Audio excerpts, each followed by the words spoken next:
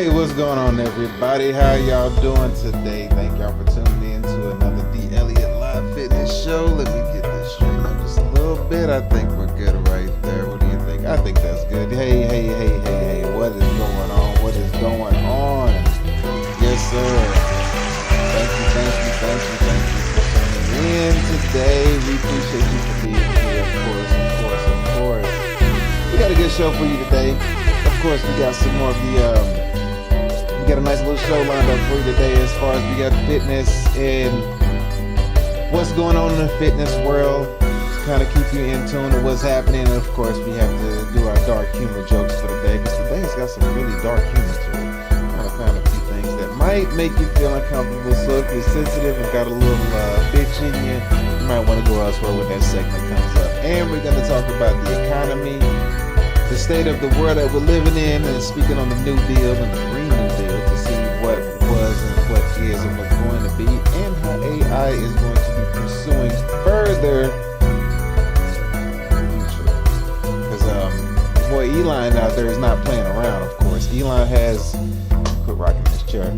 Elon has his own set of robots. I personally wasn't aware of it, so I figured if I wasn't aware of it, I like to bring some awareness to it. His robots have a striking similarity to a particular movie that was good about robots. How long ago at this point? Maybe like 2 decades, a decade and a half ago at this point.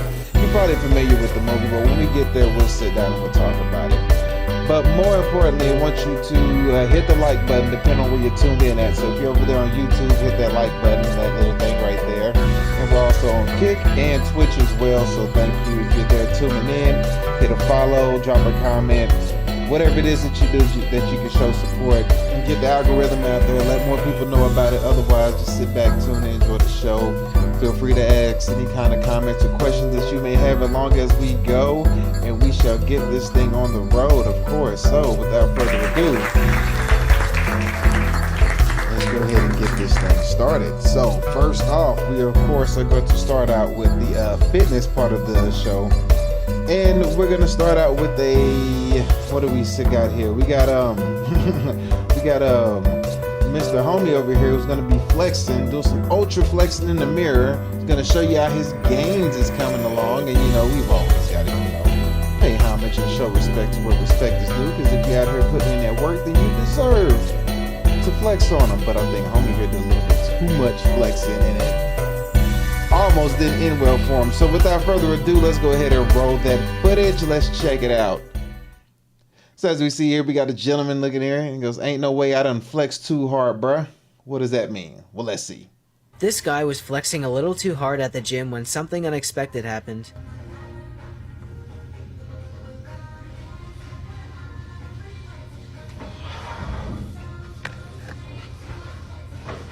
Oh no. And don't worry, he's completely fine. Just remember not to hold your breath when posing. This guy was flexing a little too hard at the gym when something unexpected happened.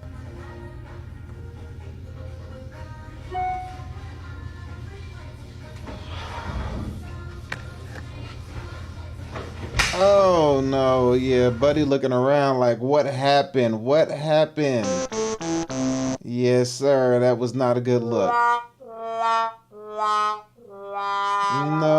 No, buddy. You're flexing too hard. You gotta breathe, man. You gotta breathe a little bit. You can't be flexing so hard that you're holding your breath, because then this type of stuff might happen. Lucky nobody walked in on him when he hit the ground, because you see how he turned his head and looked around. Look, when he fell, he was like, oh, shit. And don't worry, he's completely fine. Just remember not to hold your breath when posing. This guy was flexing a little too hard at the gym when something unexpected happened. It kind of reminds me of that game that we used to play as kids back in the day. You ever played these? It's a game. I'm probably about to tell y'all something y'all should know. It's a game that we used to play as kids where you learn how to make each other pass out. So what you would do is you would take like 20 breaths, you real fast. So you almost like you're hyperventilating. You're doing like 20 fast breaths. You're doing like this. You're going.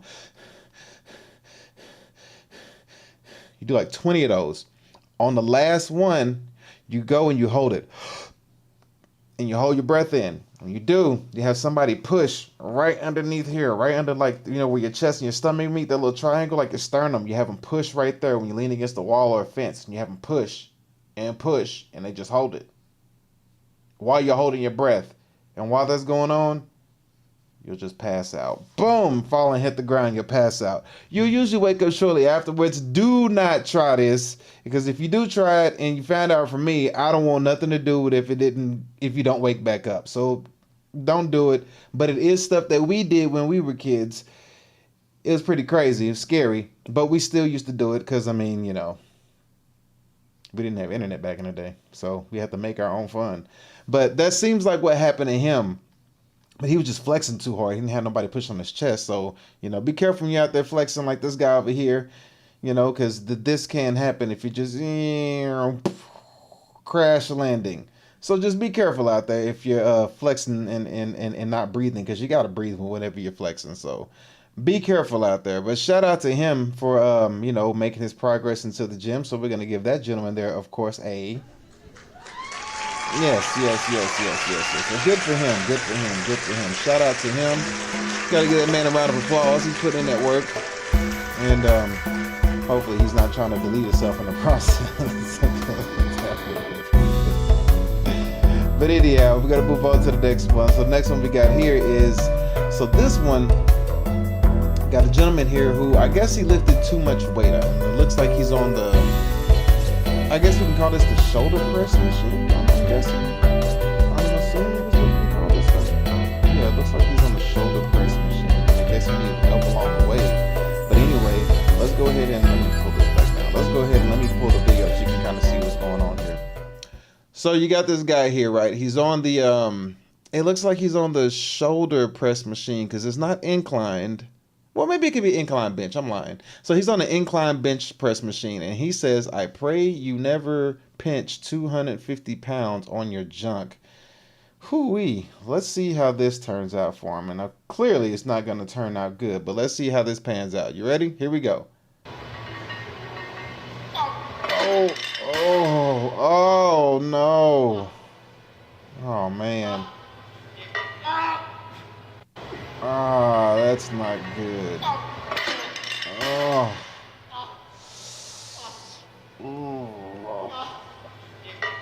Ah. That's painful. That's painful. Because, I mean, I get what he did. He had the weight on his waist, and he rolled it down. And when he rolled it down, you know, it pinched his junk to the bench. He should have waited, but because the guy was coming to help him out, but he's got 250 on there doing incline, so, you know, I'm going to have to go ahead and be honest and give Buddy a good old clap for the old 250 on the incline bench. That's pretty gosh darn impressive in my book. Maybe not everybody else's, but mine, that's pretty impressive. But then the worst ensues to happen. You know, he pinches his junk, and then he rolls over. Oh man, that's no bueno. That is no bueno. Like, what, no, bruh? What the fuck are you doing? Like, seriously, what are you doing? Why are you? How could that go from worse to worse? Oh man, let's just one more time.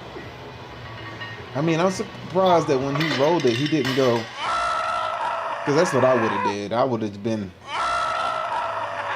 Oh man, poor fella.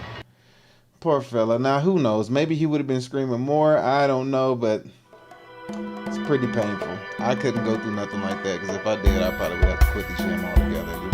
I wouldn't be doing no more fitness for sure. Like, yeah, fitness like me over. Can't be pinching my nuts on the 250 pounds of weight. Some steel. Got balls of steel, but the shaft and the balls are two different things. So you know what I mean? Like, I don't know. One's more sensitive than the other, I guess. But anyhow, moving on to the next segment, or not the next segment, the next clip that we have here. So we got a clip right here. And somebody on a treadmill. And you always know when somebody's on a treadmill, it's never going to go well. And it seems like she has it under control. It seems like she knows what she's doing, but then, of course, what can go wrong does go wrong. All right, so here we go. So we got on the treadmill, and let's see how this pans out for us. So let's see. Yo por eso no voy al gym. Oh man, this music might give me copyright. I let it roll the first time.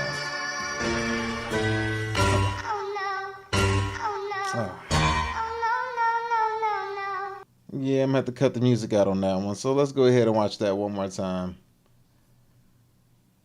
See, so her phone went down first. That's what it looks like. The phone goes down. And then I guess she forgot that the thing was still on.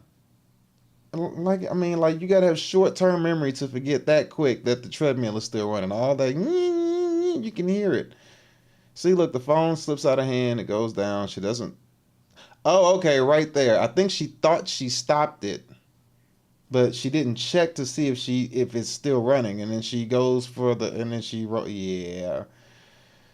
Yeah, we're gonna have to give you the old womp womp on that one, you know what I mean? You gotta be paying more attention. I know that's pretty embarrassing, because I mean, you see she's sitting there and then she's like, somebody saw her, you know what I mean? And she's like, oh, that's embarrassing.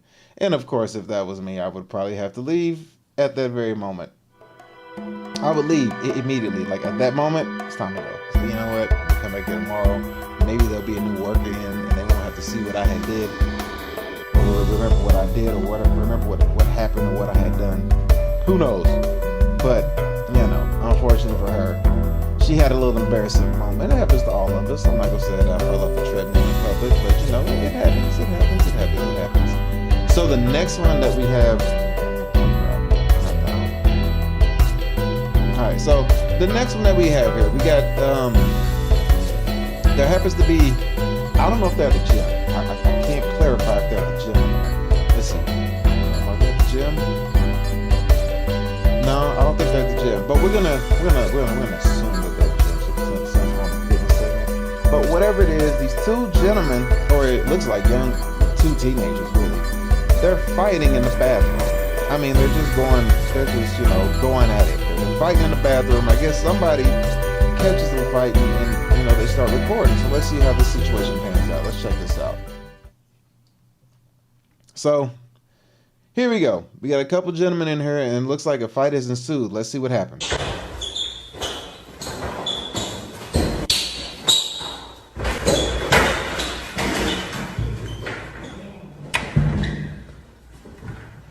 What the fuck? I was just trying to shit out.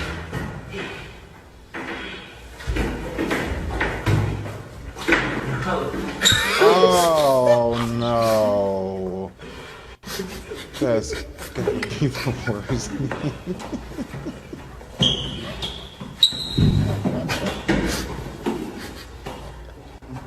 Bro.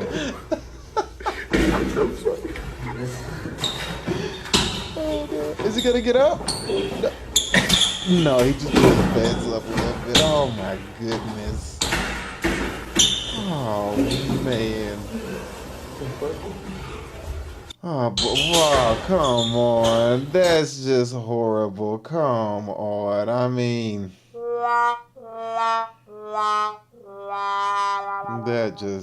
that's gotta suck more than anything. I mean, like, literally, you hear some people fighting, and the first thing you're thinking while you're in the bathroom taking a dump, you just start thinking to yourself, what the fuck is going on? You're like, what?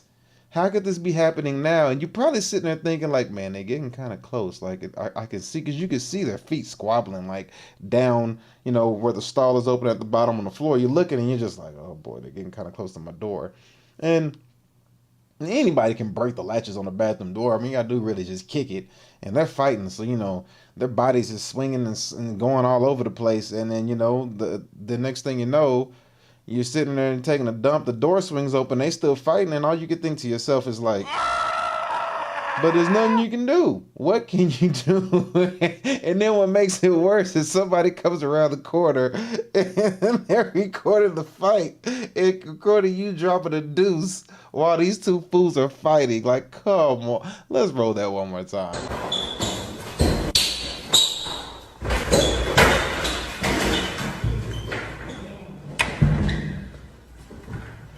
What the fuck? See, like, they came out of the bathroom. See, they came out of their stall.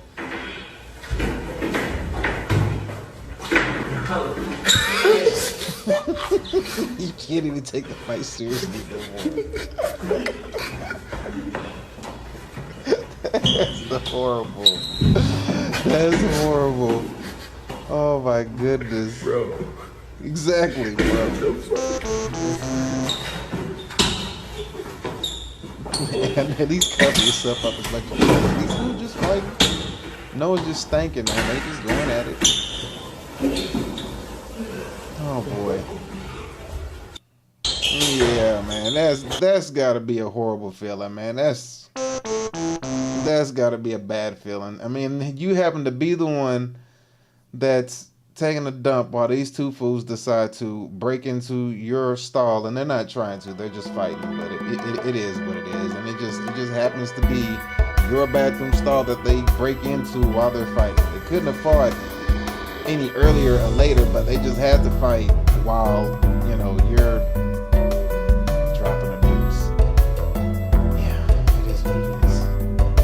Alright, so anyway, move on to the next one. We got some gentlemen here who are lifting weights or whatever that they're doing, and of course, the unfortunate happens to happen. You know what I mean? You're lifting weights, and while you're lifting your weights, things don't go as planned. I mean, it happens to the best of us, right? Allegedly. But we're going to see what these gym fails look like, so we're going to go ahead and run these into the ground real quick. So let's go ahead and check this out. Let me make sure I got this set up good for y'all, because I don't want to have this look up. There we go. Yeah, that looks good. There we go. Yeah, that's better. Okay. Alright, so let's go ahead and roll this footage right here. And then go ahead and put this footage. Where is it at? There we go. Alright, so here we go. We're going to roll the footage and going to see what happens to these gym failures. So here we go. Lift the weights to the gym, but wait for it. See how it pans out. Girl so fine, but her breath is like, ooh. She says she wanna dance, but she don't know how to. Iced out, ooh, looking like a star. Her name is Jenny. Bitch don't have no panties. Oh, your face. When I hit the 3, I hit the woo. Ah, buddy. Yeah. Oh no. And then he just lucky he held that one up. But this guy here, this looks painful. Black owl. I think he knocked himself out. But this one, boom. Oh man. Oh no. I don't know what workout he's doing. I don't know what workout he's doing. But he clearly, and he just, oh man. I mean, like, it just couldn't keep getting worse and worse and worse. And as we see, look, it just, and this guy here, man, I think he knocked himself out. And in this one, all the weight falls on his face at the same time. That's painful. He slips hard. Yeah, he slipped really hard. That was not good. Yeah, he really hurt himself on that jump. But I think they all hurt themselves. But I think the worst one was probably the guy who had the dumbbells over his head, and then all 3 or 4 of the plates fell at the same time, so he got that full weight. Oh man, that was bad. That was bad. Yeah, buddy. It's not a good look, not a good feel. Whoopsies. Let me move that back out the way. Not a good look, not a good feel at all. So let's see what we got for the next one for you. Here is going to be a individual who keeps catching his girl slipping on her phone. She can't seem to stay off her phone. So every time she's on her phone, he basically punishes her. Punishes her.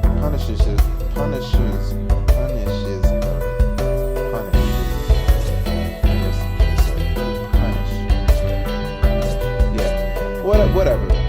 But he always sees her on the phone. Every time he sees her on the phone, he has to teach her a lesson. So let's see what that lesson is. Let's go ahead and roll the footage and let's test it.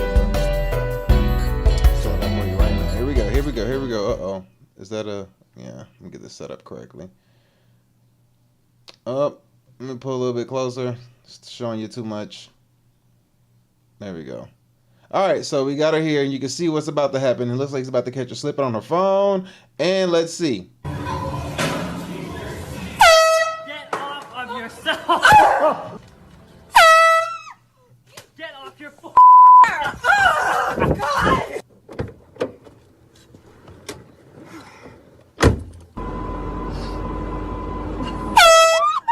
No texting and driving! Get off your phone! Are you serious? Watch! I'm watching it! You're on Instagram! I'm not on Instagram! You have a problem! Is dinner ready, babe? Yeah, it's ready. Alrighty.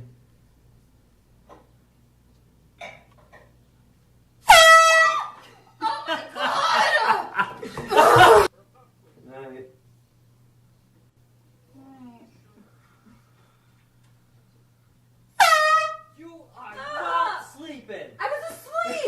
on your cellular device. She said she was asleep. Shout out to him for holding her accountable. So we're going to give him a round of applause. Shout out to that gentleman. We enjoyed that one for sure because I like the fact that he had to keep her accountable because every single time she had her head down on that phone, he hit her with the good old... Get off of your cell. Yeah, exactly. Every single time she was on that phone, he hit her with that. Every time. Every time. And he called in multiple places. Now, some of these may be real, some of these might be scripted or whatever, but for the most part, I would give it a 50-50. I'll say half were scripted, half were real. But called in the store. Called it like it. Get off your phone. Every time he does it, he's saying the same thing. Get off your phone. That one had an edit to it. No texting and driving. Get off your phone. I think that Are one. you serious? She threw the What? popcorn right at his I face. wasn't. Come You're on Instagram. On Instagram. You have a problem. on. You do have a problem. Dinner ready, babe? Yeah, it's ready. Alrighty. Then it edit.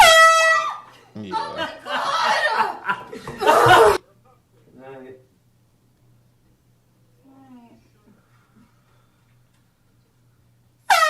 You are Yeah, that one was scripted too. You got the phone sitting right in front of y'all before y'all do it. Unless you set the phone up early. But this one was legit, I believe.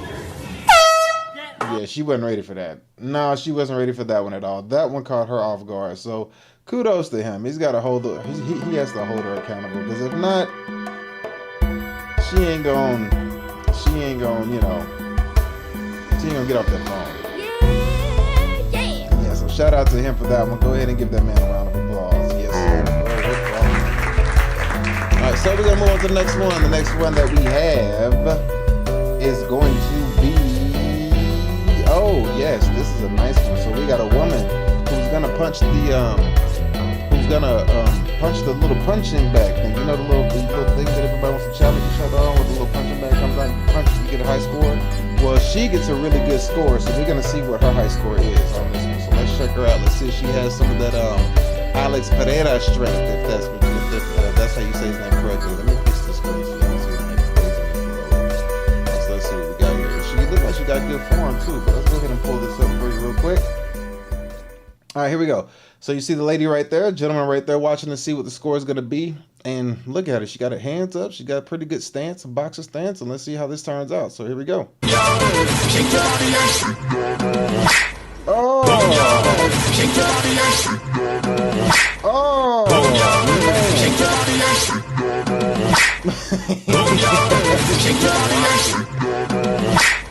Oh man, I can't even. I don't even want to say that's scripted or not. If it's scripted, he ate that punch because she nailed him. Look at that.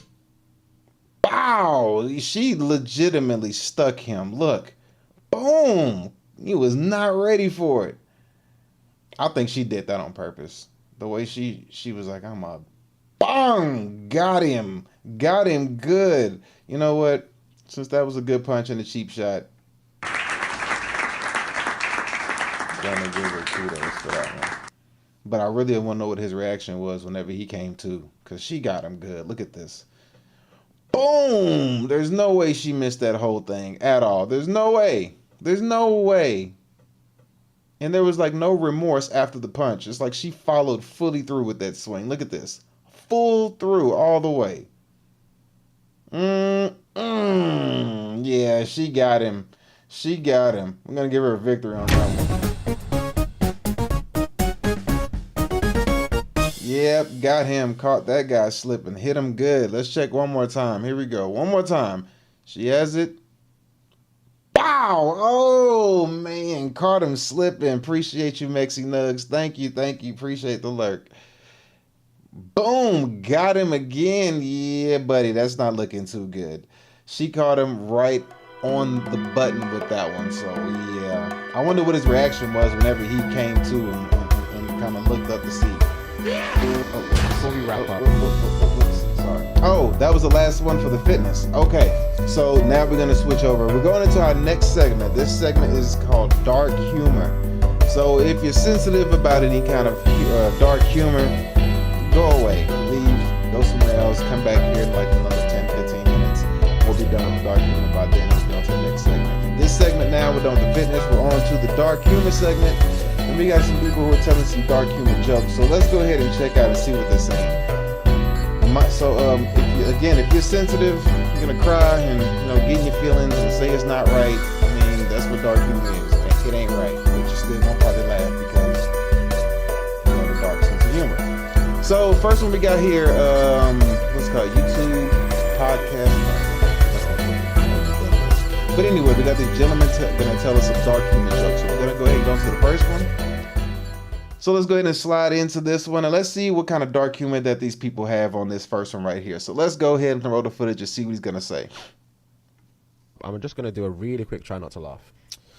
I really enjoyed the last one. A really, really quick one. I've not got as many as I have, like I did last time. But, okay. Obviously, dark humor. Yeah. This is for all of you, by the way. All of you try not to laugh. I didn't do very well last week, I don't think. But anyway, you did good. You didn't do that bad. I laughed for a lot. There's some. There's a couple I did. There was 10. There was 10. You laughed at maybe like 3 or 4. Okay, go. All right, say this. I'm not laughing at any today. I'm not looking at you either. It's the delivery. Go on. Right. Why do black people?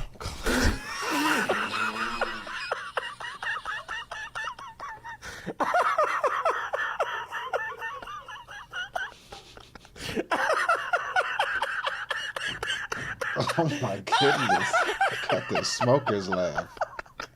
No, bro! You're a waste man, bro. Come on, bro. Come on, tell the 3 words. Yeah. I literally said 3 words. Oh, you're okay, bro. Go on. Come on. What's the sake, man? Let's go. I literally said 3 words. I know. I know. You ready? Yeah. Why do black people have nightmares?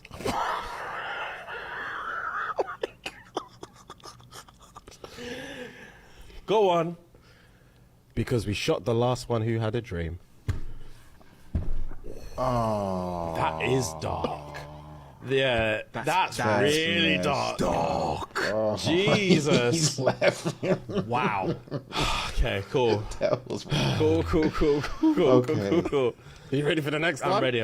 These are dark. These are 5 dark ones. 5? Sounds like it. My girlfriend called me a pedophile, and I said, "That's a big word for a 5-year-old." No, Fuad. That's not good at all. Wow.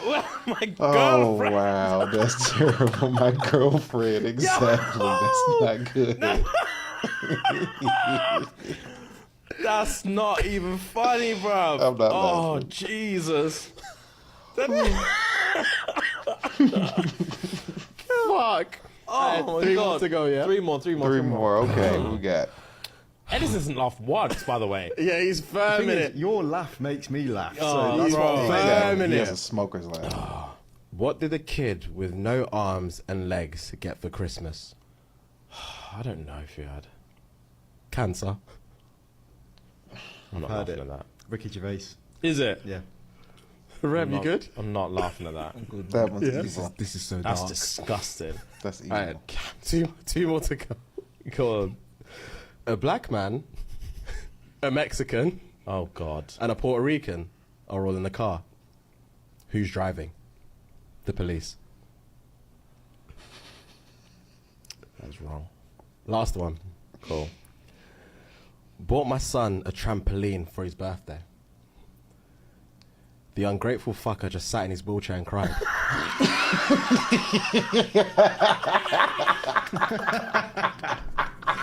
That's disgraceful, bro. Wow. Wow. Wow. God. Okay. Yeah, That was wrong. Yeah, Reddit come up with That was wrong. That was terrible.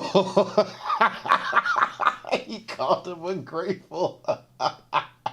That was so wrong. He did not have to say that. Oh my goodness.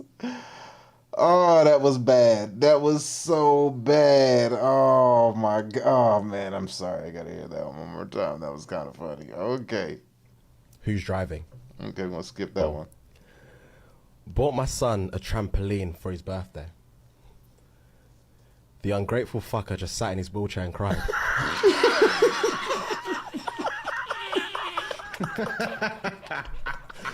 That's disgraceful, bro. Wow. Wow. That's so wrong. Wow. Okay. That's Yeah, so that was wrong. Yeah, Reddit come up with some dark shit, bro. Don't blame that on Reddit's Reddit. disgusting. Don't blame that on Reddit. Reddit. Because I can't Nah. find any new, juicy, dark humor shit anymore. They're all recycled. Yeah. So all of these are Reddit's comments gonna and give comments. you disgraceful That stuff. made me sweat. That was a different level. That was a different level, bro. Wow, fair play. That's The first one I said, I was like, why do black people use it my just sent me, bro, because I knew it was gonna be. Yeah, man. That was. I don't know what to say on that one. You know what? If you don't got nothing nice to say, don't say it at all. Is what I say. So on that one, we're not gonna. We're gonna go ahead and move on to the next dark humor segment or next dark humor video. So the next one we got here. Let's see what we got. Where is it? Pull it up. Do I have it? All right. So then. Oh, okay. Oh my god. All right. So this one is a commercial. I don't know when this commercial was made. I don't know when it was made, but it was an old Doritos commercial. I mean, you can just tell it's kind of old commercial. It looks like, who knows when it was made. But however, we're going to look at this old Doritos commercial that has dark humor in it. So let me go ahead and pull this one up.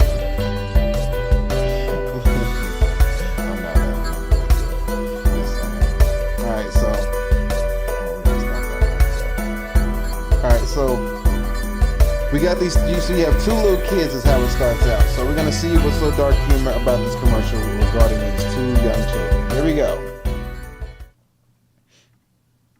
All right, rolling the footage. Dark humor, pretty dark commercial. Let's go. Mom gave you a whole bag of Doritos just because your fish died. Here, boy, I won't hurt you. Bath time. Oh. Billy, are you sharing those Doritos like I asked you to? Oh. He's okay. Oh man, I'm pretty sure you are not gonna be able to see that Doritos commercial ever again. We gotta run that back one more time. And now the good news is that sharing is caring. So to teach the children how to share, we're gonna have to go ahead and share your Doritos, share your toys, share your things. However, please don't try to off your pets. That's just not a good look. That's not good at all, especially for some Doritos. Oh man, we're gonna run that back one more time because I gotta see that again. Here we go. Mom gave you a whole bag of Doritos just because your fish died. Idea. Here, boy, I won't hurt you.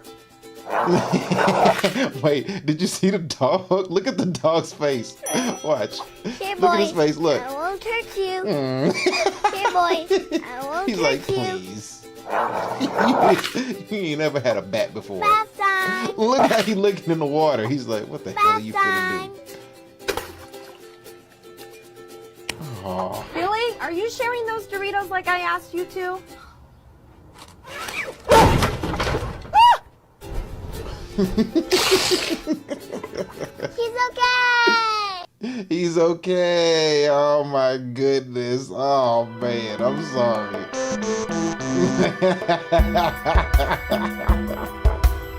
That was funny. What the fuck? That was funny. I'm sorry. That was a good commercial. But Doritos would never get away with that commercial. Never, ever get away with that commercial at all. Especially with the little kids trying to offer pet. Oh my goodness. That was terrible. That was terrible. Oh wait.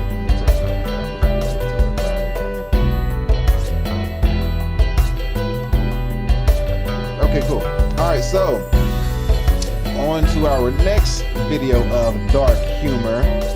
We have a stand-up comedian. I don't know what his name is. What is his name? Can I find out his name?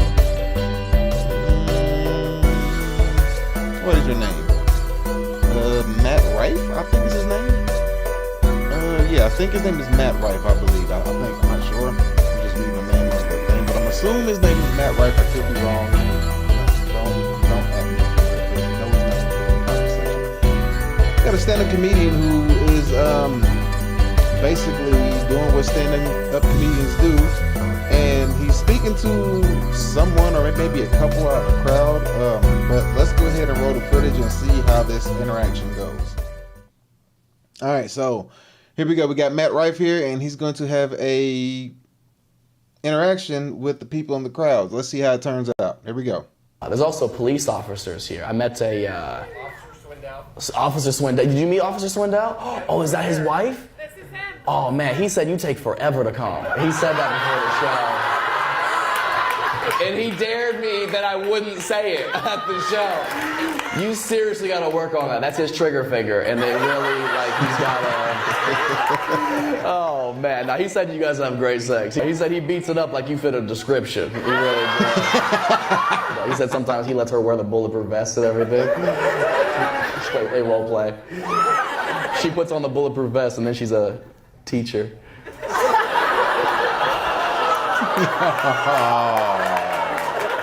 That's messed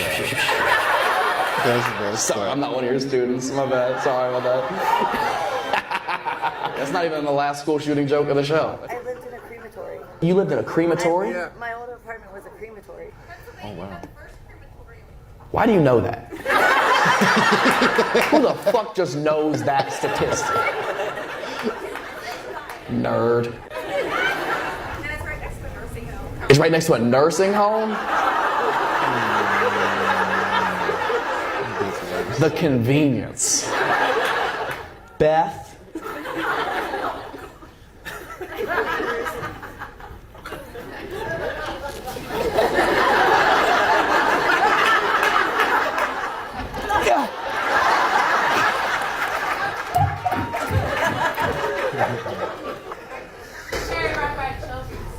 There's a cemetery by the children's hospital?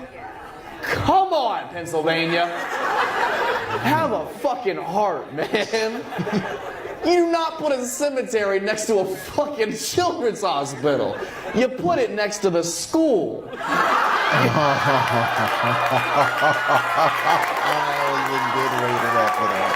That was good. I told you there was one more. I fucking told y'all, man. I didn't know how it was gonna come, but we found it. That was good. All right, that's the last one.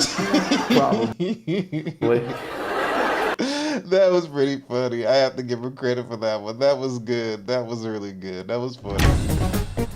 Oh man. Alright, so Matt Strife, he's having fun with the people in the audience right there, man. And I mean, like, it just couldn't get any worse than that. How would you know the statistics of the first cremation? The first cremation building in Pennsylvania. And then it just got worse and worse. There's a cremation building next to a nursing or next to a hospital, and then there's a cemetery next to a school, and all this stuff. And yeah, then he made fun of Officer Swindle and his wife. He better make sure he get up out of Pennsylvania pronto after the show. He better get right up out of there. Don't waste no time. Leave Officer Swindle and his wife alone, because he's gonna pull you over and make you wear the imitation bulletproof vest, if you understand what I'm saying. So shout out to him. Shout out to Matt Stripe. That was pretty good, man. I gotta give credit where credit is due on that one. I kind of like that. That was good. All right, so then we got let's see. Have we moved over to the next segment yet? No, not yet. We got one more. We got one more dark humor. This dark humor is going to be it's labeled as the darkest advertisement ever. We're going to see how dark this advertisement can get. So let's go ahead and roll the footage. Put it up here. Gonna see how this pans out. bit too dark, but well, you'll be okay. If you're not, then go away.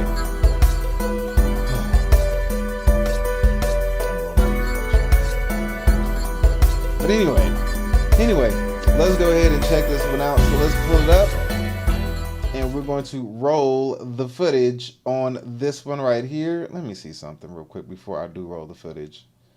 What do we have right here? We got that. Where's my stuff at? Yeah, we got that, and okay, cool. All right, so we're good. So we're gonna go ahead and roll the footage on this next one. This next one is a like it says in the on the screen, the darkest advertisement ever. So let's see what's so dark about this advertisement. Let me turn the volume up so I don't miss it, and go. Popsicle? No, honey, you'll spoil your... Hey parents, tired of those out-of-control kids? Throwing embarrassing tantrums wherever they go. At the grocery store, on the playground, even at the dinner table. You've had it with parenting, but wait, there is a solution.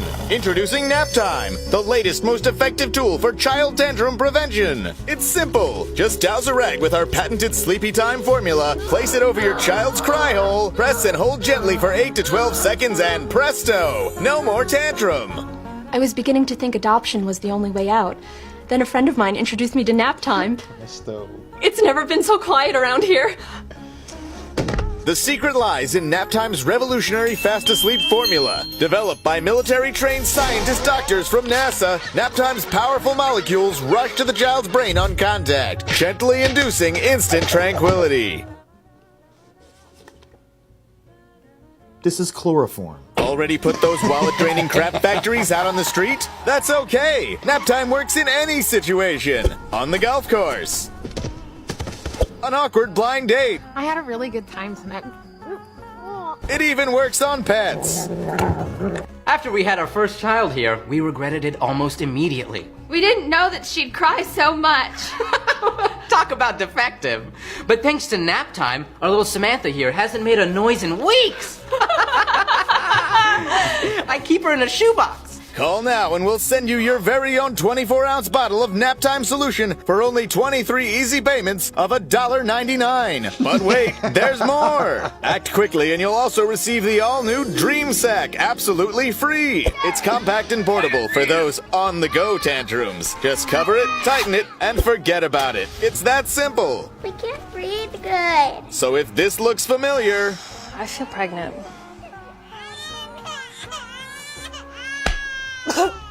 Then don't wait! Order today and join the millions of Americans who just can't stop saying...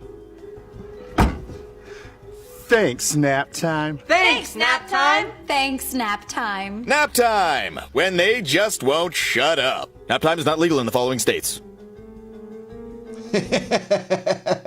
It's not legal in all 50 states. Oh man, Nap Time is the name of it. Oh man, okay, I don't even want to show that one twice, but that one right there, for a dark humor joke, I'm gonna have to give it the old, that was a funny dark humor. I'm sorry, I thought that was pretty funny. 23 easy payments of $1.99, so you can afford it. Let me make sure of that you can afford it. Oh my gosh, that's crazy. That's crazy. Yeah. So be careful if you see anybody who has a bottle of Nap Time, man. It can be used for multiple uses on anybody. So anybody can get the substance. So just be aware and be careful out there. And if you see it, stay far away from someone else. Your discretion is advised. Anyway. Moving on to the next segment here. So we're on to our next segment. Our next segment is going to be economy. The economy. So let's see what we got here. So we're gonna, where to go? I think I lost myself. So we're gonna go ahead and talk about the economy because we all know that everybody's having a hard time with the economy, and it's not looking too shabby for most people. It's not looking good at all. Things are getting rough out here, and you know it's kind of hard not to. You'd be foolish not to not recognize that that we're in some type of recession going on right now. I mean, if you can't see it, you if you knew what prices of things were before the strong flu 19 hit off in 2020 and then just looked at it from 2020 on up to now, it's easy to say that you've seen some things go from $1 to $2 and some things go from $4 to $8. I mean, that's 100% increase right there in itself. You know, things went up 100%, 70%, 50%, whatever. So it's hard not to, you know, then on top of that, the strength of the dollar has gone down significantly, which is, I mean, really the price is going up. It's really just the dollar getting weaker. The price is going up, it's just the dollar's getting weaker because once they get that printing press and get the stimmy checks, and now all the migrants coming across who are also getting, in my opinion, undercover stimmy checks because their grocery carts and stuff be full at Walmart and H&E or whatever grocery store you got in your area. They carts be full to the brim. Family of 25, family of 8, and they stuff be overloaded. I'm just like, where is this coming from? Granted, I can't knock the fact that, you know, the family members might be pulling their money together and doing what everybody should be doing, but at the same time, pulling money together and making it happen. But at the same time, you can't help but notice the fact that, you know, the U.S. government's been helping Ukrainian people as well as, you know, helping migrants get certain help as well. But you got to wonder where that money's coming from. And I personally think that they still got the finger on the money print button and they ain't let up since. So then we're still seeing this slow increase of everything keep happening every time we go back to grocery stores or different places. You're still seeing this increase because people are still getting undercover stimmy checks is what I would say it is. So we have a gentleman here. He's going to sit down and break down. Excuse me. He's saying the recession is coming, which is already here. But I think he's saying, like, he's going to explain exactly how it works. And people are looking for like an epic crash to happen. Like to wake up tomorrow and just like everything just fell to the ground type thing. And that's really not how it works. And he's going to give you a good explanation about that. So let's go ahead and let this man cook. Let's pull him up on the screen. Let's turn up the volume before we start. And here we go. If you're wondering why the economy just hasn't collapsed yet, it's because these things take time, and they always take longer than you think they're going to take. Let's go back to the 2008 financial crisis, the Great Recession, the recession of all recessions. And we'll see that if you would have looked below the surface in 2005, 3 years before shit really started to hit the fan, you would have seen that there were major problems in the global economy and that it was going to face a reckoning it was not prepared for. But nobody was willing to look under the hood, right? Except for a few savvy investors that were looking to make some big bets that did not trust what they saw in front of their eyes. It took 3 years, though, after they made those bets. If you've watched The Big Short, you know this to be the case. Michael Burry took out his bets in 2005. He paid insurance premiums for 2.5, 3 years before they started to pay out. 2.5, 3 years just paying the insurance company because he was so confident that the economy was going to collapse. It takes time. And if you want another example that isn't financially related, let's go back to 1 Kings and 2 Kings, 2 books in the Bible. If you look at how Israelite society collapsed in the era of the kings leading up to the Babylonian captivity, you'll see that it took centuries of debauchery. The Israelites were able to get away with centuries of bad behavior, sinning before God, worshiping all of these pagan idols, and just being jackasses with their money before things actually hit the fan, before they were finally taken off into captivity and they no longer had a nation state. It took 300-400 years. I believe it was in the 10th century when Solomon was king, and then it was in the 6th century when they became captives of the Assyrian Empire under the Babylonians. It takes time. So if you're wondering when it's going to happen, trust me, it's coming. Just be patient, get your money together, and wait it out, because the recession isn't canceled. It's going to be here, but it's going to do what it's going to do. You can't force it. I can't force it. You just got to stay ready. All right, so let's go ahead and give that man a round of applause for sure. Yep.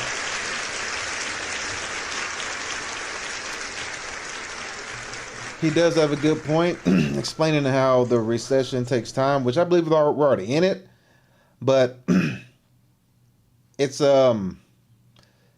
like a slow burn, if that makes any sense. Like, the burn is really slow. A lot of the times people don't see it how bad it really is, because it's very slow over an extended period of time. And by the time it's been going on for 5, 10, 15, 20, 30 years, because there's no telling how long this is going to keep going on for. By the time you get to that point, thank you, Wolf, appreciate you. By the time you get to that point, you know, it's too late, because it's kind of like the frog in the boiling pot. You don't realize you're being cooked until you're cooked. And that's basically what he's saying. It's like, we're in a recession, or he says the recession is coming, but we're in it, but it's not going to be what you think it is, where you wake up and then boom, everything is just went to crap. No. It's a slow burn over an extended period of time that keeps happening. But I mean, over time with this AI stuff going on, I think that's going to get cranked up pretty quickly, because everybody's losing jobs on top of prices going up, interest rates going up, and the devaluation of the currency on top of it all at once. So this one's going to be a little bit, my opinion, it'll be quicker, but not overnight. But it'll be quicker, but not overnight. I would say there'll be ebbs and flows, but I don't think there'll be ebbs and flows. I think it's just going to be just one constant, like, catastrophe after another, after another, after another. And I don't think it's ever going to stop. It's going to keep going and keep going and keep going until it breaks people and keeps breaking people nonstop. And by the time you look up and try to do something about it, 5 years don't went by. And it's too late. You're already closed in. You're already bottled in. You're already, you're already stuck in a predicament that you can't get yourself out of, because they have you tight around the neck, and there's nothing you can do. So he says recession's coming, but I believe it's here. Excuse me, it's here. You can't ignore it. You really can't ignore it. It's here. And another way to point it out is we have a somebody who looked at the economy from a different lens. And they looked at the lens from a sex worker perspective. And well, I'm not going to say she, but, well, yeah, she. There's a guy who did a video, and he had a sex worker explain how she can see, or how she can kind of tell that there's a recession coming in the future. And I don't know how old this video is. This might be when she did it. This might be 1 or 2. Well, it actually tells you when her tax return. She's going to explain the tax return, tell you how much money she has. And the guy kind of goes in and uses that and explains that because of the fact that she's able to dictate how much money that she didn't make in a year, it's going to let you know how much discretionary income that people do not have. And you're going to see how much of a difference she made from 1 year to the next. She's going to be able to say, like, hey, it's about to get bad, because if I made this much less money this year compared to last year, something's up. And that's usually a good way to tell, because a lot of the times, even in the movie The Big Short, when things started going to hell, when everything started crashing, if you notice, one of the things that people had, that they spoke on, that they pulled back on, was one of the guys who was paying like a high-end escort or something. He had to cut her off.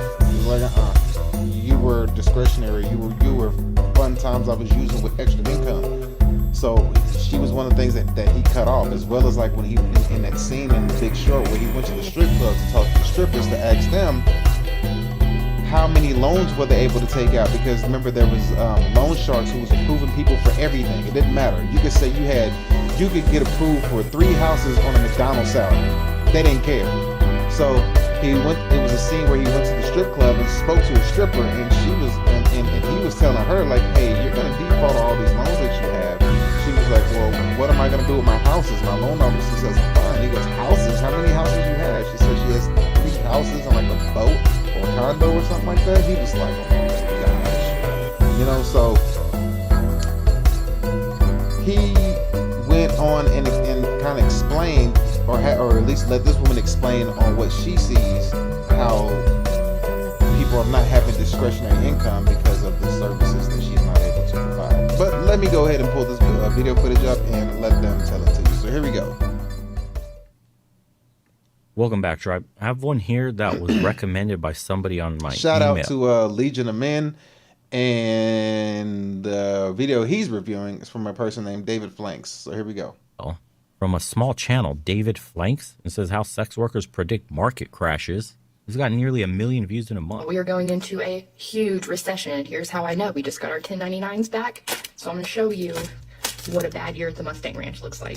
This is Dase. She's a sex worker working out in Nevada. She recently posted a video where she reported that her income dropped 64% this past year and makes the prediction that a huge recession is coming. You're probably asking yourself, so the video. This is Dase. She's a sex worker. So for the calendar year 2023, she's made $94,000. And that's a 64% drop for her. It's a 64% drop. So she made $94,000, but that's a 64% drop in income for her. So let's keep going. Working out in Nevada. She recently posted a video where she reported that her income dropped 64% this past year and makes the prediction that a huge recession is coming. You're probably asking yourself, why are we bringing this up on an investing channel? Well, it turns out sex workers might be surprisingly good at predicting market corrections. In 2022, Twitter user Botticelli Bimbo, yes, I just said that, correctly predicted the economic decline that we saw later that year. Thank you for tuning in. I'm doing Economists all right. have taken note of this phenomenon, and they've even dubbed this the stripper index. In this video, we'll take a look at the veracity of the so-called stripper index. There's another one with boxes, like all the companies that order those Amazon boxes for shipping and stuff. If you notice that the box orders themselves go down, then that means, further down the supply chain, there's just far less business being conducted between the vendors because far less demand is there from consumers. And then, of course, we get these weird... Runes loads a... Oh, man. Okay, well, that's actually a good one. I've never actually thought about that before. Looking at the demand for boxes, because Amazon ships all their packages out in boxes, and you're not able to, if you're having less boxes, then yeah, that makes sense. You're not really selling as many packages or shipping out as many items. So that's a good indicator as well. I never thought about that. Looking at the packages or boxes that are being sent out between the vendors, because they got to get those from somewhere. Or even the little bitty, like the little bitty plastic package that you get your Amazon stuff in, or whatever you get your packages in. I mean, if those sales are kind of fidgety or off or low, whatever, then it means that people are not buying as many of them. So that's actually a good indicator. The packaging, whatever they package you and ship it to you in, that's a good indicator as well as looking at these sex workers who, like I said, she had a 64% drop in income.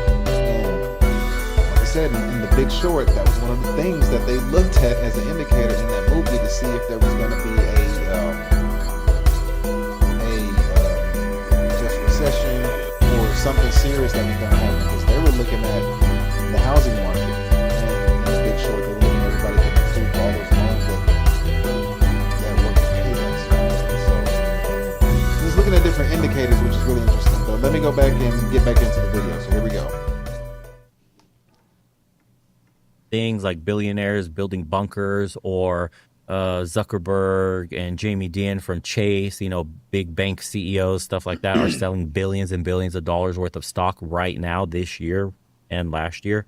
What do they know that we don't, kind of deal. Index to see if there's actual truth here or not, and to see if there's an impending market decline. So it seems there's a lot of froth in the market. Coupled with the stripper index, does that mean that a crash is coming? The theory is that when an economic recession is approaching, people tend to prioritize basic necessities over luxury expenses. Since the sex industry is the utmost of discretionary expenses, the thought is that sex workers can sense this reduced spending earlier than some other macroeconomic indicators. As labor economy... That's a good point. That's a really good point. They can feel the reduced spending more than any other indicators, because usually that's an underground world that nobody wants you to know that they're spending that money anyway. So that's a good way to tell, because it's like a underworld where money gets spent. And when that underworld of money takes a financial hit, it's like a good indicator to see, because it's like, well, nobody has discretionary income to use on that vice that they have. As far as strip clubs or escorts, I think she worked at the Bunny Ranch in Vegas, I believe. I think that's what she said. So that's actually a good indicator. I would have to agree, but let's continue. Anonymous Sonia Khan told Glamour magazine, When people have less discretionary money, going to strip clubs isn't an immediate necessary thing that they have to do. In recessions, people are spending more on the things they need, their bills, food, energy, gas. This sector of the economy is called non-discretionary spending. So, what can Dase's prediction tell us about where we stand today? And more importantly, can we back it up with data? Unfortunately, by the very nature of the stripper index being an anecdotal indicator, we actually don't have a lot of options here. Looking to the public markets, the largest strip club conglomerate is a public company called RCI Hospitality, which I couldn't find any correlation between their performance and the market performance. If we look at more traditional macroeconomic factors, like the Consumer Confidence Index, jobs data, or consumer spending, we don't really have any indications that a market correction is imminent. There are certainly some signs though, and Dase points them out. There are people I've met that I cannot tell you about, and things I've heard that I can't repeat. But if my 1099 shared with you from last year was not enough for you to see the writing on the wall, let me share with you these things that I can. Bezos cashed out $8.5 billion in 1 month alone. The CEO of JP Morgan selling for the first time ever. Leon Black also selling for the first time ever. We got Zuckerberg out here selling the Meta stocks too. Walton family selling $1.5 billion. But Damn. wait, there's more. No, really, I could keep going. But that doesn't mean that the stripper index is entirely useless. When I hear things like this, or other anecdotal indicators... So yeah, that was good as well. Look at that big financial conglomerates who are selling off stocks, and some selling off for the first time. That was interesting. To hear somebody sell off for the first time, that is a huge, huge, huge flag.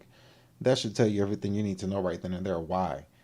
For the first time, why now? There's a reason. You won't just do it for no reason. There's a reason if it's for the first time you made a sell or sold off some of your stocks or whatever it is that you sold off. So that's a good indicator. She's on point with that. So I give her that. So yeah, for sure. Let's keep it going. Like the shoeshine boy indicator, I treat it like I'm hearing a funky noise in an engine. If you're curious about the shoeshine boy indicator, we actually talked about it in one of our last videos. We'll be sure to link it here in case you want to check it out. The funky noise in the engine example is pretty useful. If you were driving down the road and you heard a funky noise in your engine, you'd pull over and you'd investigate it. If you hear a sex worker talking about tips drying up, or anyone who works in a strong discretionary spending environment starting to struggle, then collect that data point and go check the engine. If we take a look at the economy, as of right now, there are no bleeding indicators that a crash is coming. We support Buffett-style investing, and it's his belief that you should never try to time the market. The fact of the matter is that no one knows when a crash is coming. But when people start claiming that something might be happening, it's worth it to stop and check their claim. I remain agnostic on whether or not a market crash is coming, but I do know that valuations seem high. I'm having a difficult time finding wonderful companies trading at fair prices. Well, basically what you need to know about timing the market anyways is it could stay irrational. It's that famous quote, the market could stay irrational longer than you can stay solvent. And that is true. By the way, the guy that predicted the Big Short, because I was reading about that. Yep, the Big Short, Michael Burry. Michael Burry is his name. So it says the Big Short hedge fund pulls out of 100. He pulled out. Okay, so earlier in the year in 2023, I remember he was saying that, or he was timing that we're going to have a market crash. Everything in the market was looking overheated. So he closed all his bets against the S&P 500 and NASDAQ. There we go. So he ate some sick losses. He closed his losses of 1.6 billion. So he was wrong. Oh man, that's a huge. So even though he's wrong, or was wrong on trying to time it, he could still be right because of the simple fact that it's probably bigger than what he thinks. You know what I mean? It's probably bigger than what he's projecting. So he's wrong in the timing, but he's still probably right on the situation.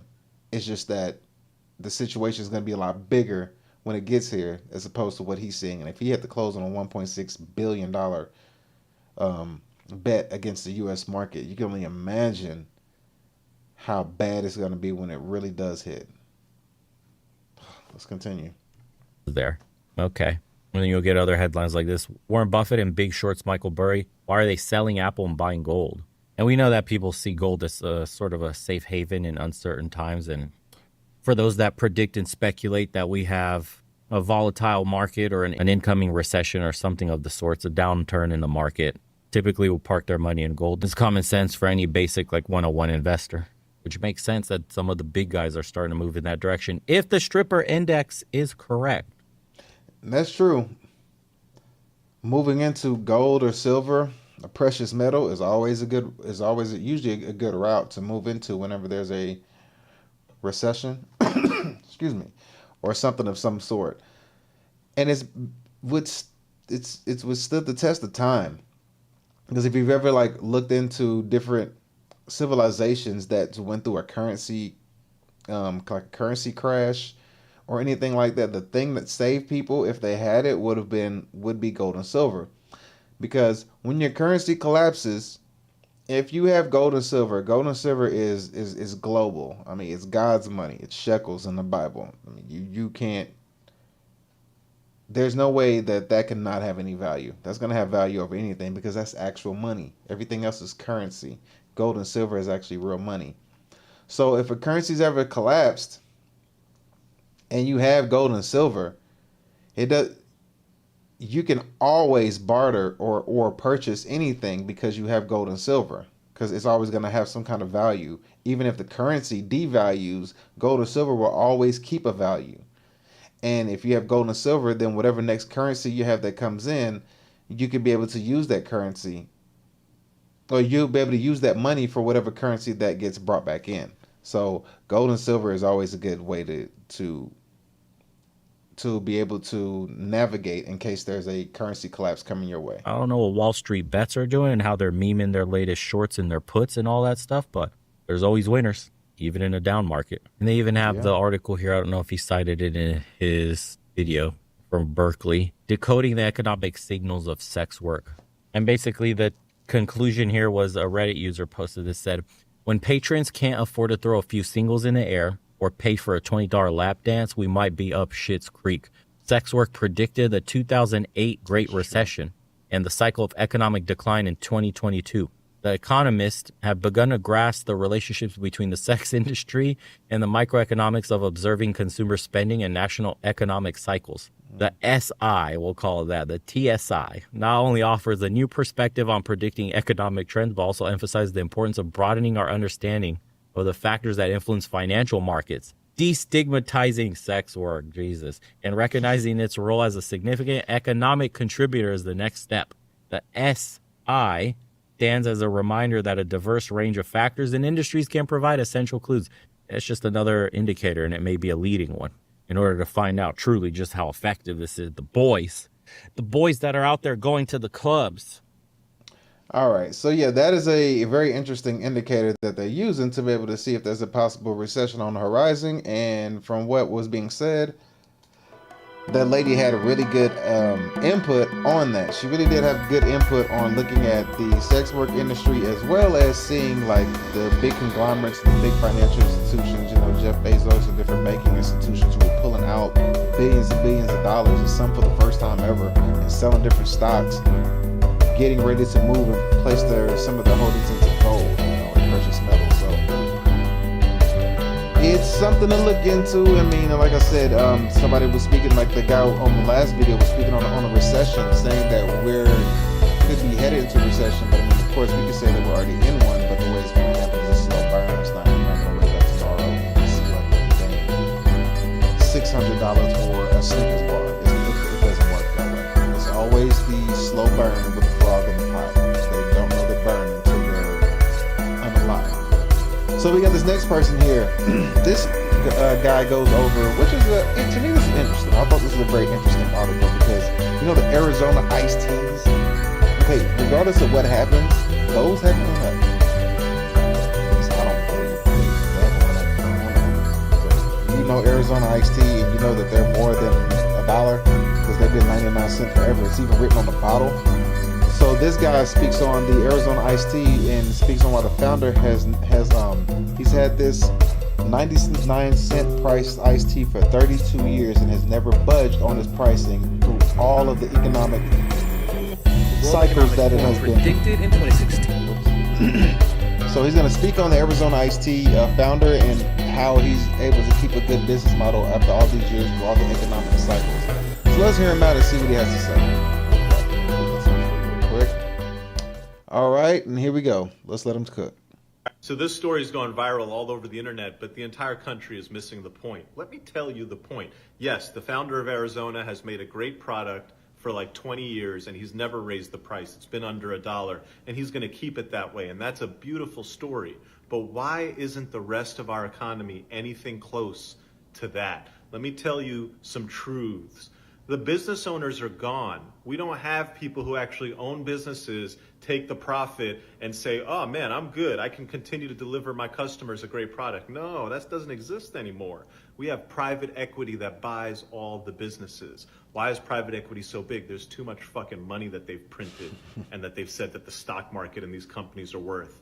And so now people just have so much money that they're just sitting around saying, let me buy this, let me buy that. They're buying albums, they're buying people's catalogs, they're buying gas stations, medical practices. Investors have bought everything, and everything becomes these huge corporations, and those corporations have to keep delivering more and more money to their investors, and there's only one way to do that, and that's raising the price. Yeah.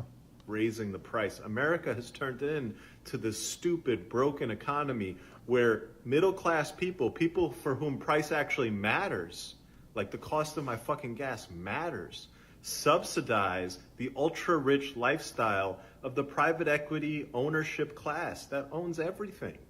So this story's gone viral all over the internet, but the entire... All right, so for that one, give him a round of applause.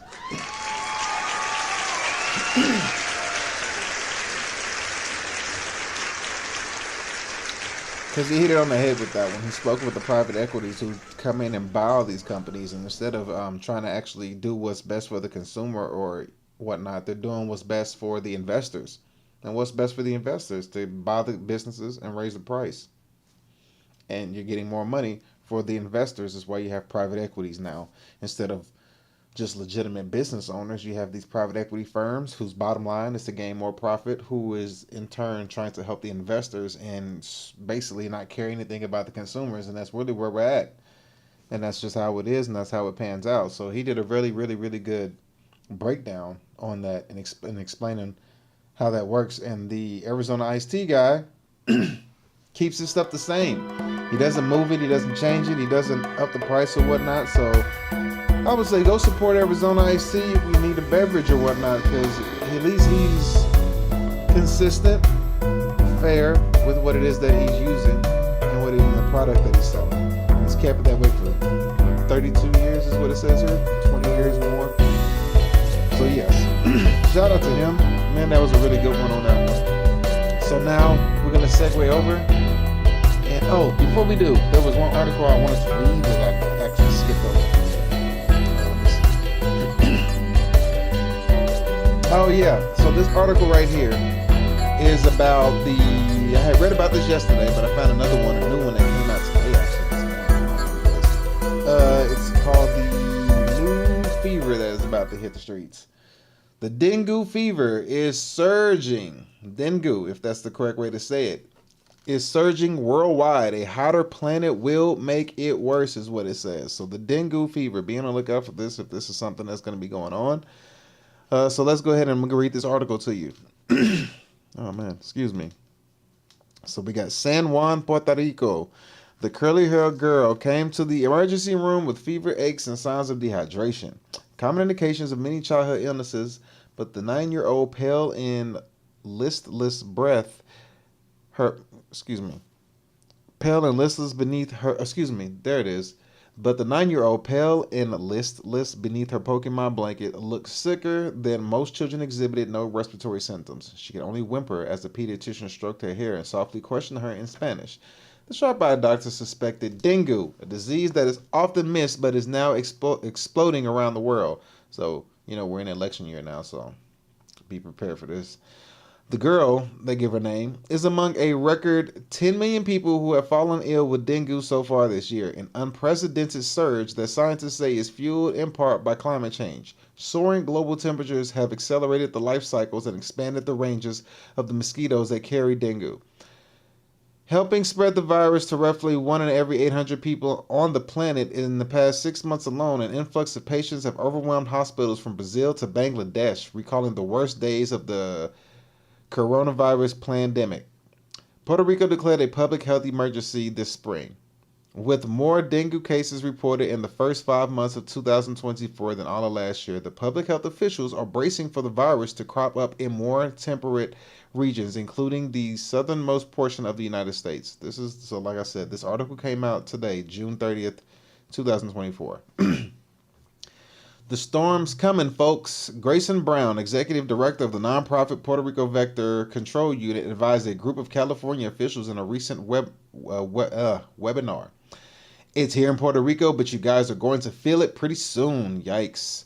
Last week, the Centers of the CDC and Prevention warned of an increased risk of dengue infectious in the United States, urging clinicians to stay on alert for the disease when treating feverish patients who have traveled to places with dengue transmission.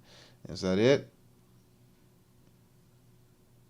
But even as human-made warming spurs case to historic highs, dengue remains one of the world's most neglected tropical diseases, according to the World Health Organization. 3 out of 4 cases are mild or asymptomatic, making the illness difficult to track, of course. And because the virus comes in 4 varieties or serotypes, I guess it's serotypes. Natural immunity after one illness does not protect against future infections with other types. What makes dengue unusual is that the risk of severe complications may actually increase with sequential infections or a different type. So they're saying that once you got it, doesn't mean that your body's immune to it. They're saying that you still run a severe risk of complications. So we have here a chart. This is the 2024 case numbers as of June 26 for Americas, May 31st for all other regions. So America is yellow, all other regions are red. So here are the 224 case numbers as of June 26, 2024.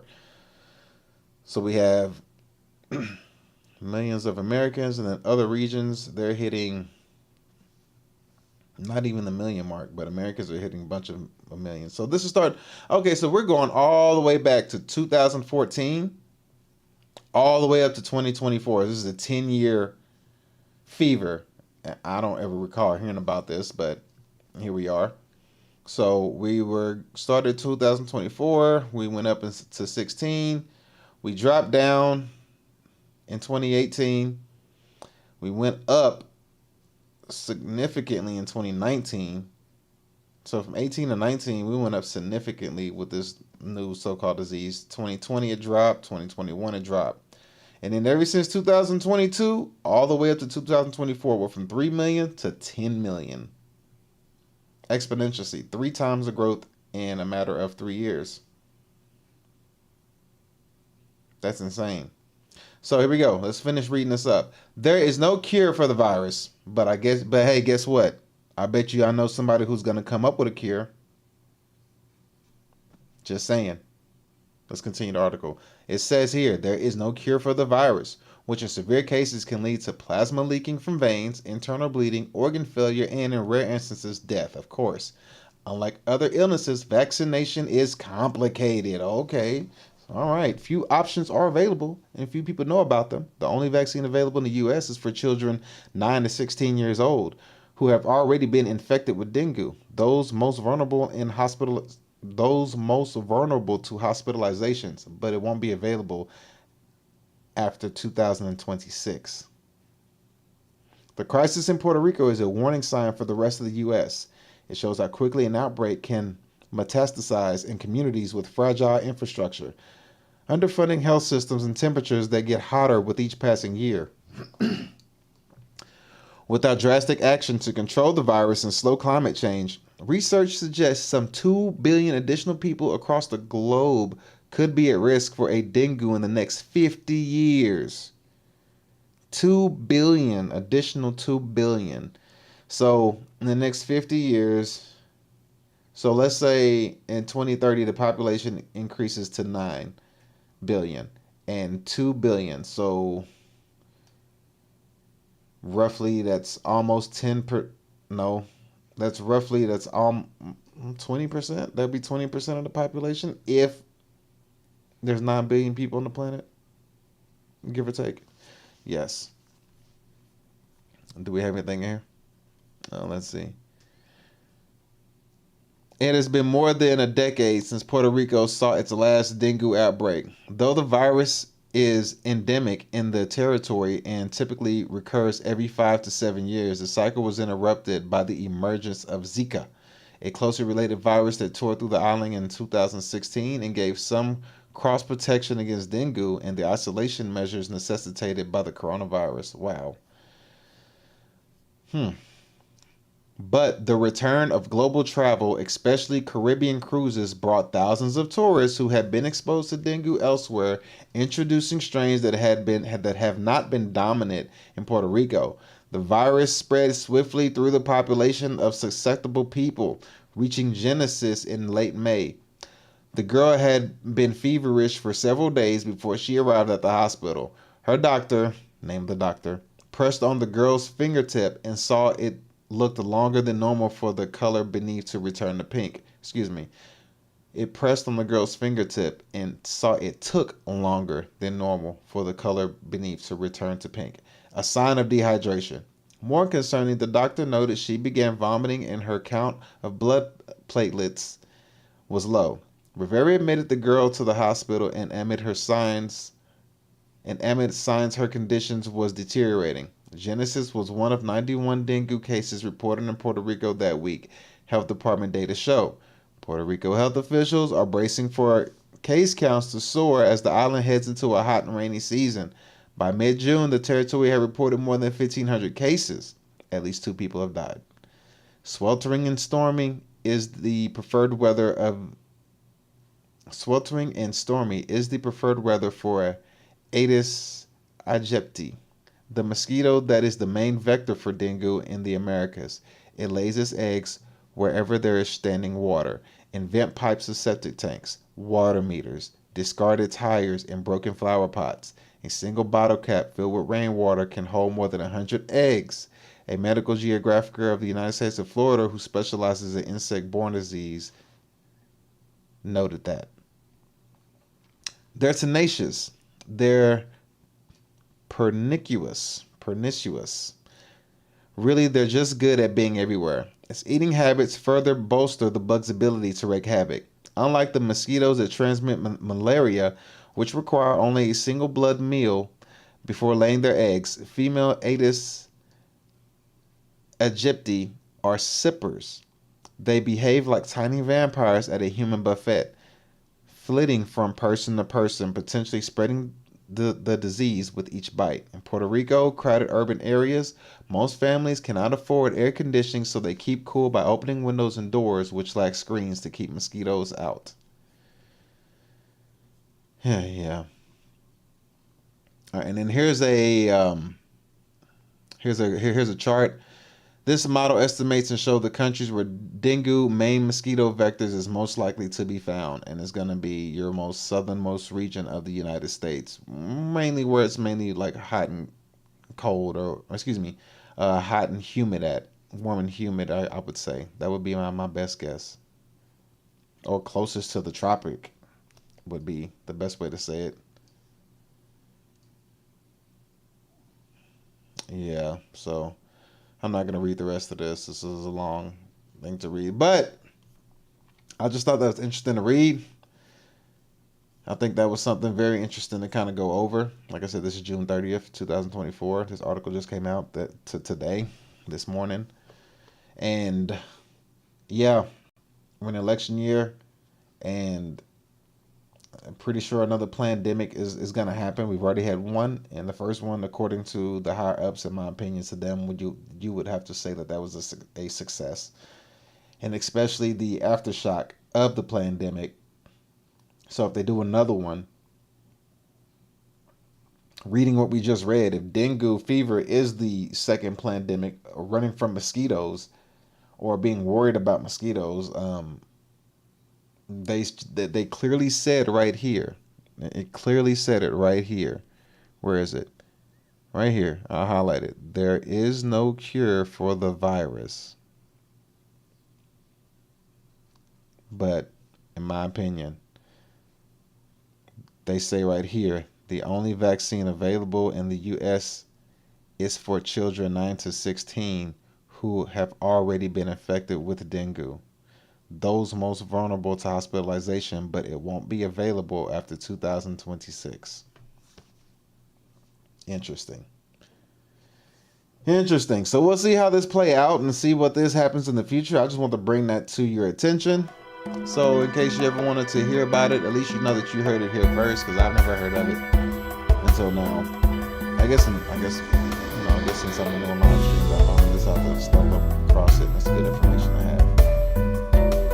But anyhow, with that being said, put that back down. With that being said, we're gonna roll over to our next segment.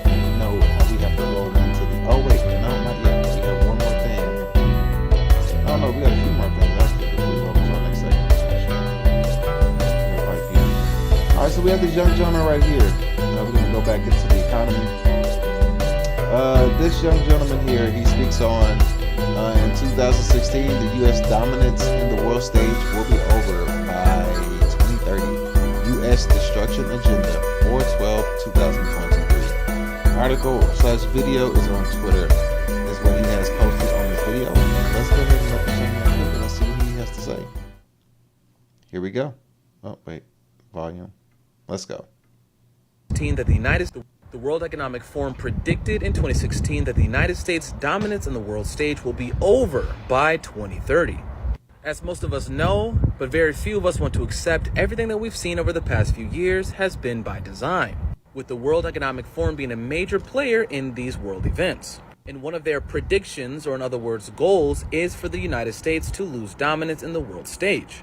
And the only way to achieve that goal is to remove the dollar as the world's reserve currency, which is precisely what we're seeing in the market today. The article continued by saying that there will not be one major power, but a group of powers, with the United States, China, and Russia being at the helm of this new global system. This seems to be the case as BRIC nations are growing in political and economic power, with the French President Macron stating that Europe needs to stay out of the United States-China conflict over Taiwan, which he stated after meeting with Xi Jinping, which displays his desire for France to be a major player in this next global system. Interesting take on that. We'll give that young man a round of applause nonetheless, of course. That is a good take on that. I would give him that right there. So, well, we don't know for sure how it's going to look, but I mean, the way it's moving, can't say he's 100% wrong.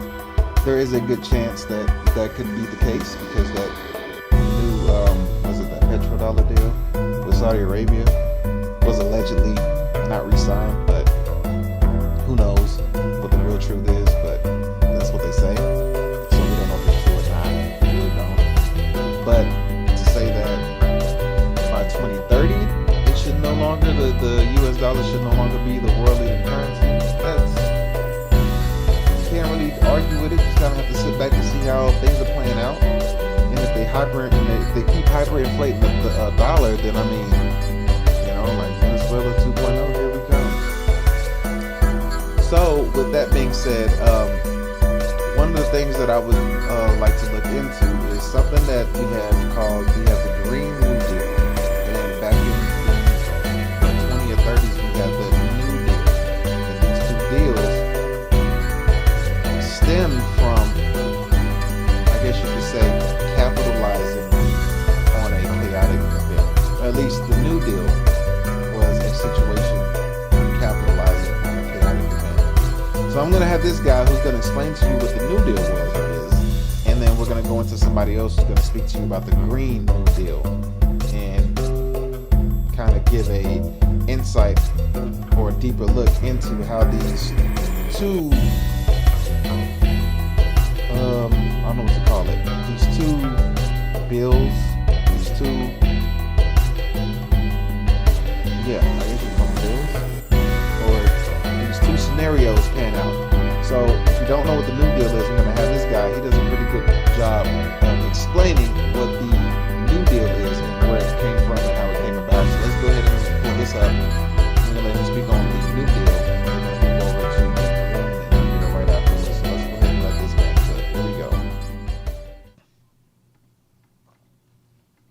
The recession caused by the stock market crash of 1929 has turned into a full-blown Great Depression. Are you going to do anything about it? I am. I'm going to raise taxes and I'm going to raise tariffs on imported goods because I think we need more adversity right now, not less. Are you just like trying to be the worst president in US history? Is that like an aspirational goal of yours? Look, all of this is moot. The American people are resilient. They don't want the federal government solving their problems for them. And when I get reelected this fall, you're gonna see that that's true. The American people were unsatisfied with the last administration. So they decided to replace that jackhole with good old Franklin D. In order to fix this Great Depression of ours, I'm going to rely on the 3 R's. And you're gonna find out I love acronyms. Relief, recovery, and reform. And that reform is going to come in the form of a new deal. Buckle up, America. This government's about to get bigger than the rack of your average opera singer. Okay, everybody, you've been given the power from the federal government to create a code of fair competition. Fuck it, I'm out.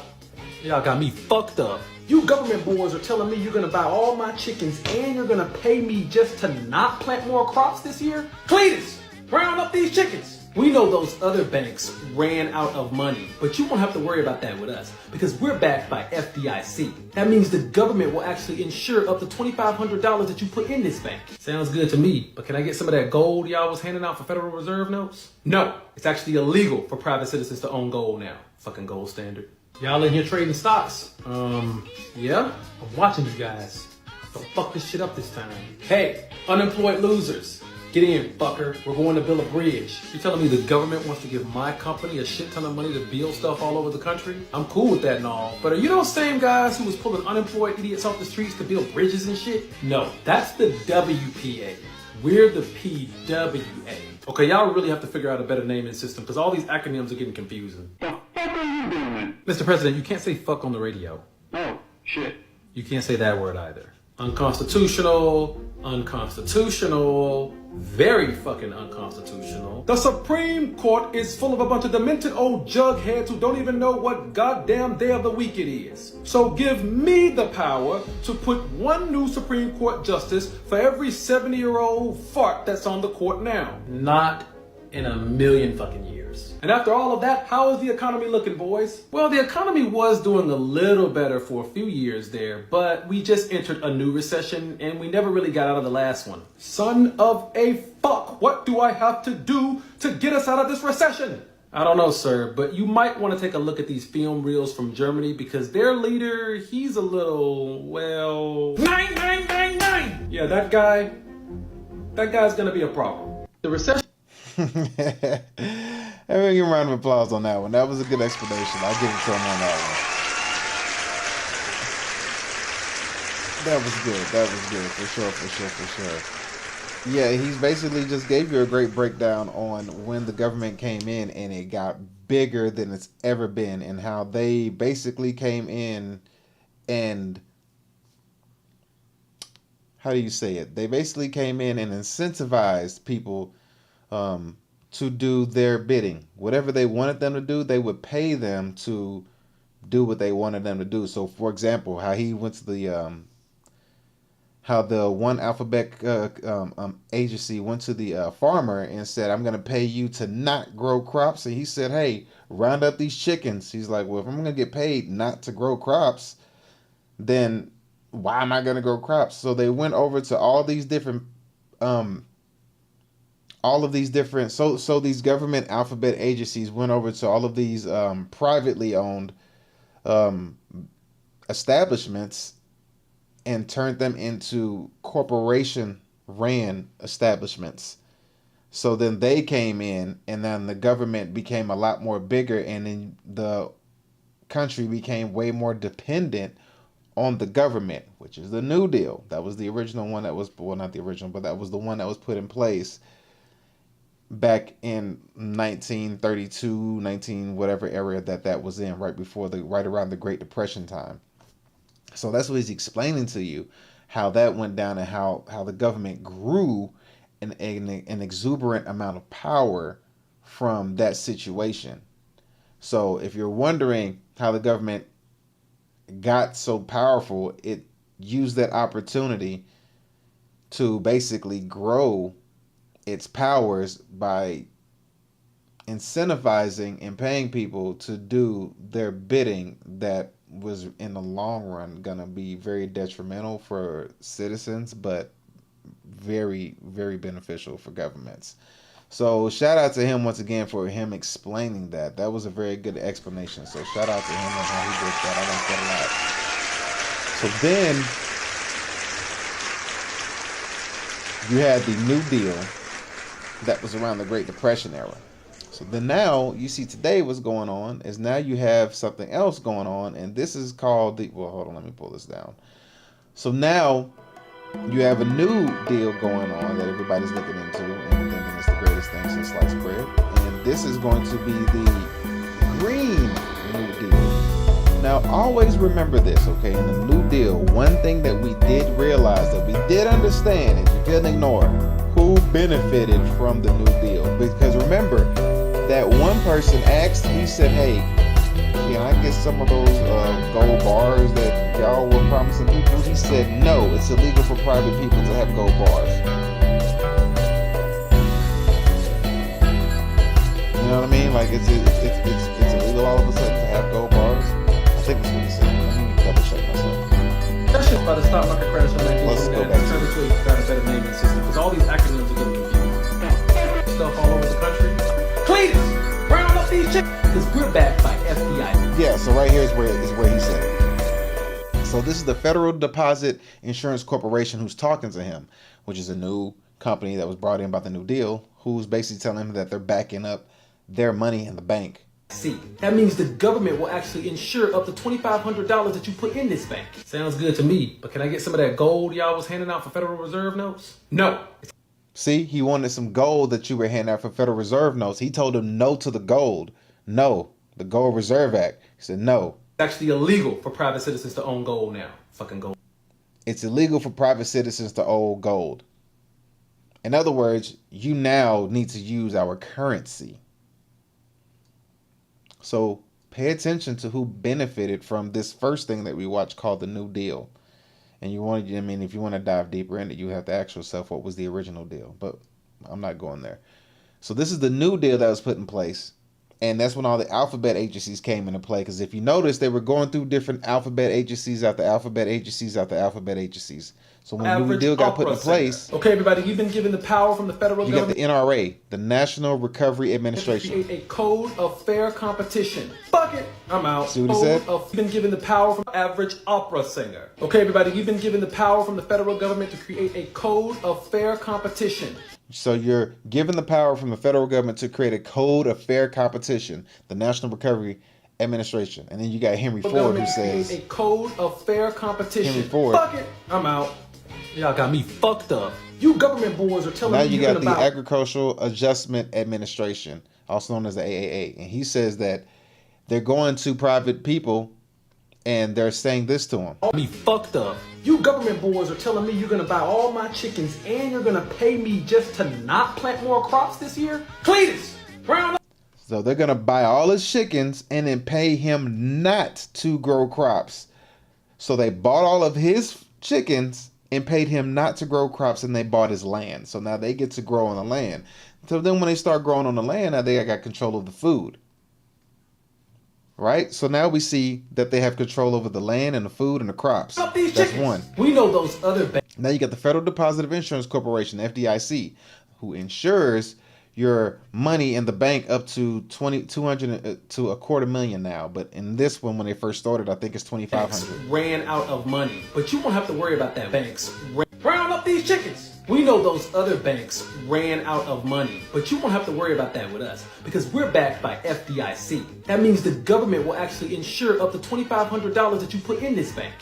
See, so now the government is now talking to another private a private man.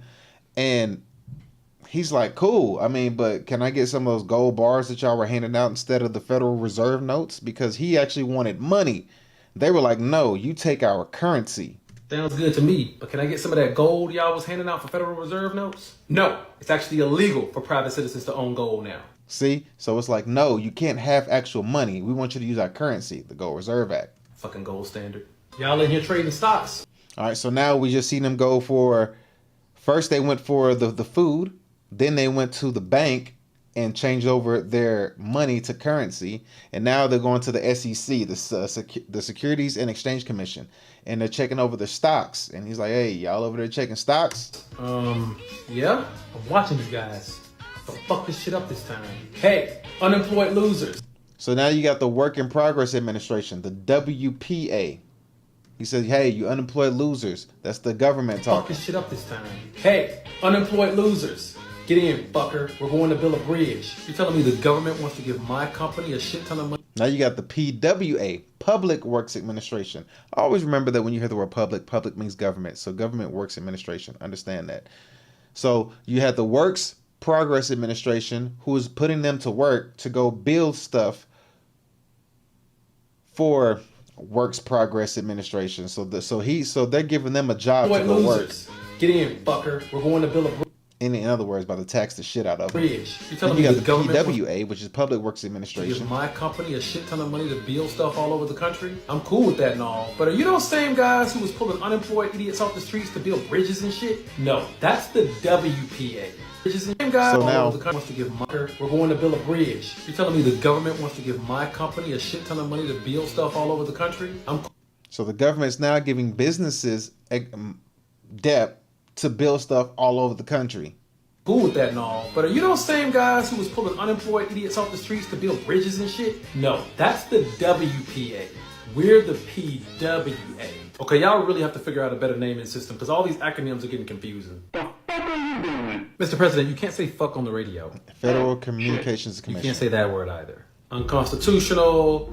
So now you have the National Recovery Administration, and he's saying that all this stuff that they're doing is allegedly unconstitutional. Constitutional, very fucking unconstitutional. The Supreme Court is full of a bunch of demented old jugheads who don't even know what goddamn day of the week it is. So give me the power to put one new Supreme Court justice for every 70-year-old fart that's on the court now. Not in a million fucking years. And after all of that, how is the economy looking, boys? Well, the economy was doing a little better for a few years there, but we just entered a new recession and we never really got out of the last one. Son of a fuck, what do I have to do to get us out of this recession? So technically, they were never ever gotten out of the recession, and it started from 32 and they got all the way up to 1937. But in that time, things looked like they got better, but at the same time, the government had grew so much power in that opportunity that they seized from the Great Depression that they were able to, as you saw, go to different people and usurp a bunch of power by negotiating with them. And a lot of people accepted it, or some of them didn't have a choice, or you always got a choice.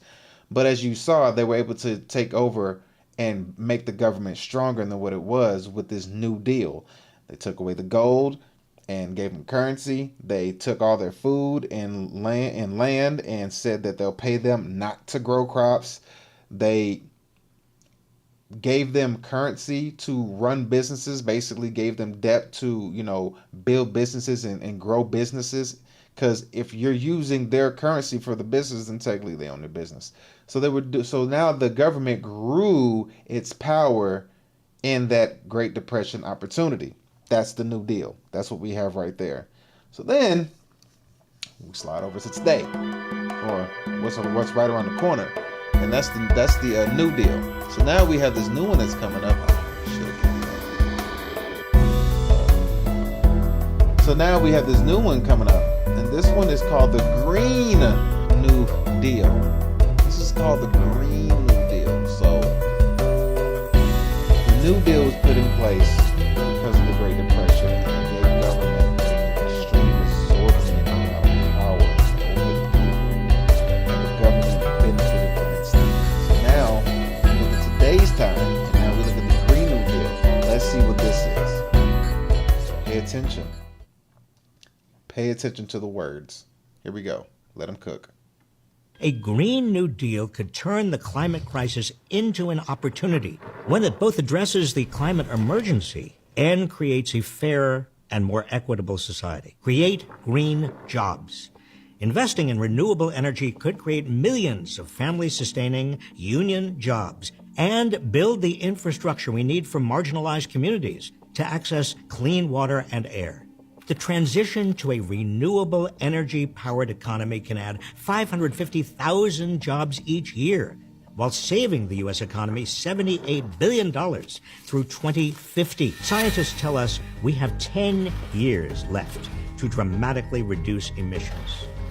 We have no room for meek half measures wrapped up inside giant handouts. We deserve a world without fossil fuels, a world in which workers and communities thrive, and our shared climate comes before industry profits. A green new...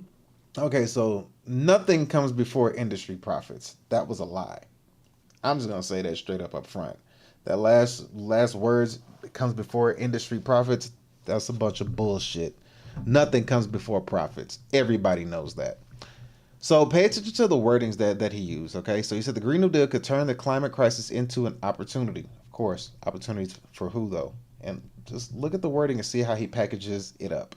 New Deal could turn the climate crisis into an opportunity, one that both address...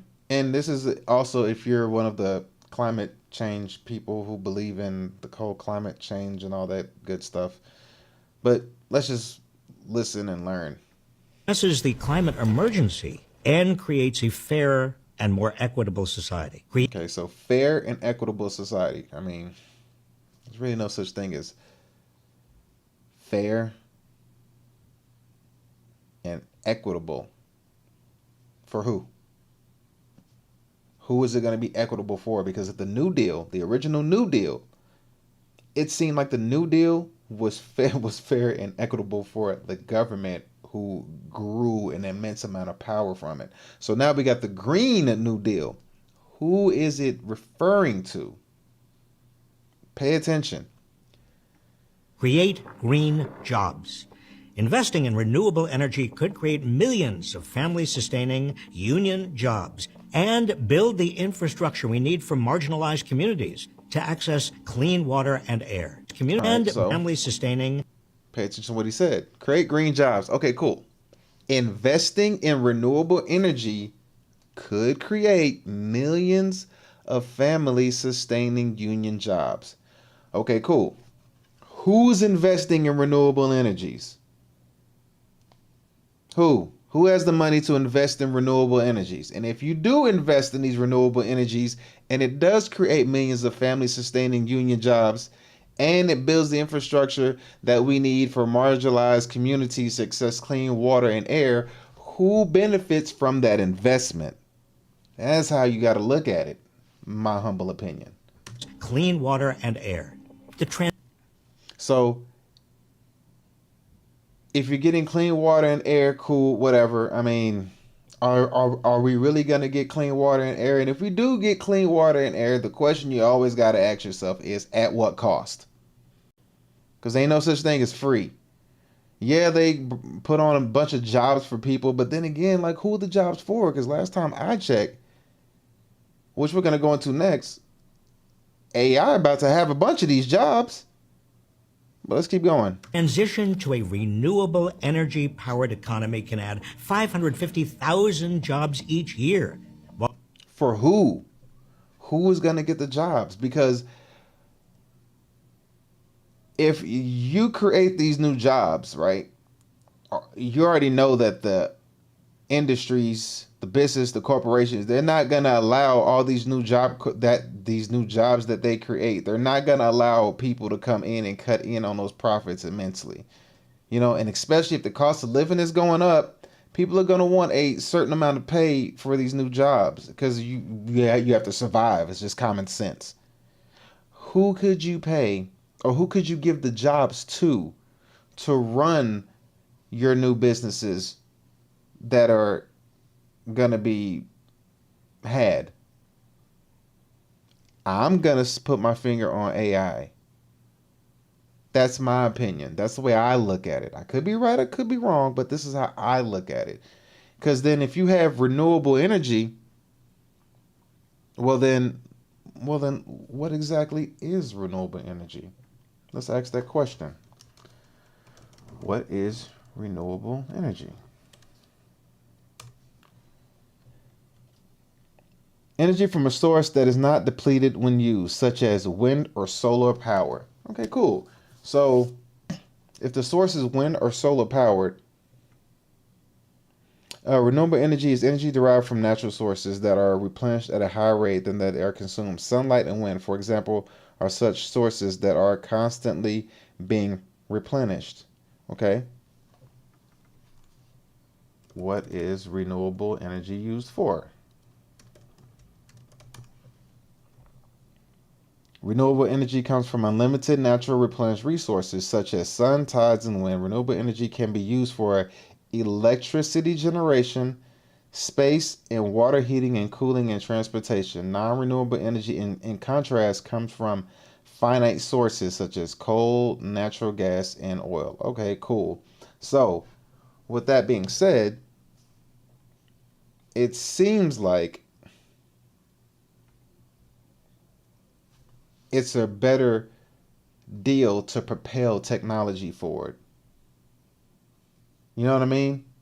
Because if you have coal, natural gas, and oil, that seems like a more of a human sustained living. And then when you have use for electric generation, that's more of a technology base. So that would, in my opinion, have more of a benefit moving towards AI workers, in my humble opinion. That's how I look at it. It seems like it's more of a sustainable situation for AI workers and not human workers. But let's continue. While saving the U.S. economy $78 billion. Okay, cool. Again, there we go again. So it can add 550,000 jobs each year while saving the U.S. economy $78 billion through 2050. Now, I mean, who's getting that savings of $78 billion? Who's getting that savings? It's like, look at it, pay attention, because if the New Deal was a huge growth for government, this Green New Deal is a huge growth as well for who? The government. Through 2050, scientists tell us we have 10 years left to dramatically reduce emissions. We have no room for meek half measures wrapped up inside giant handouts. We deserve a world without fossil fuels, a world in which workers and communities thrive, and our shared climate comes before industry profits. I just always wonder, who is we? Who is we? We could be anyone.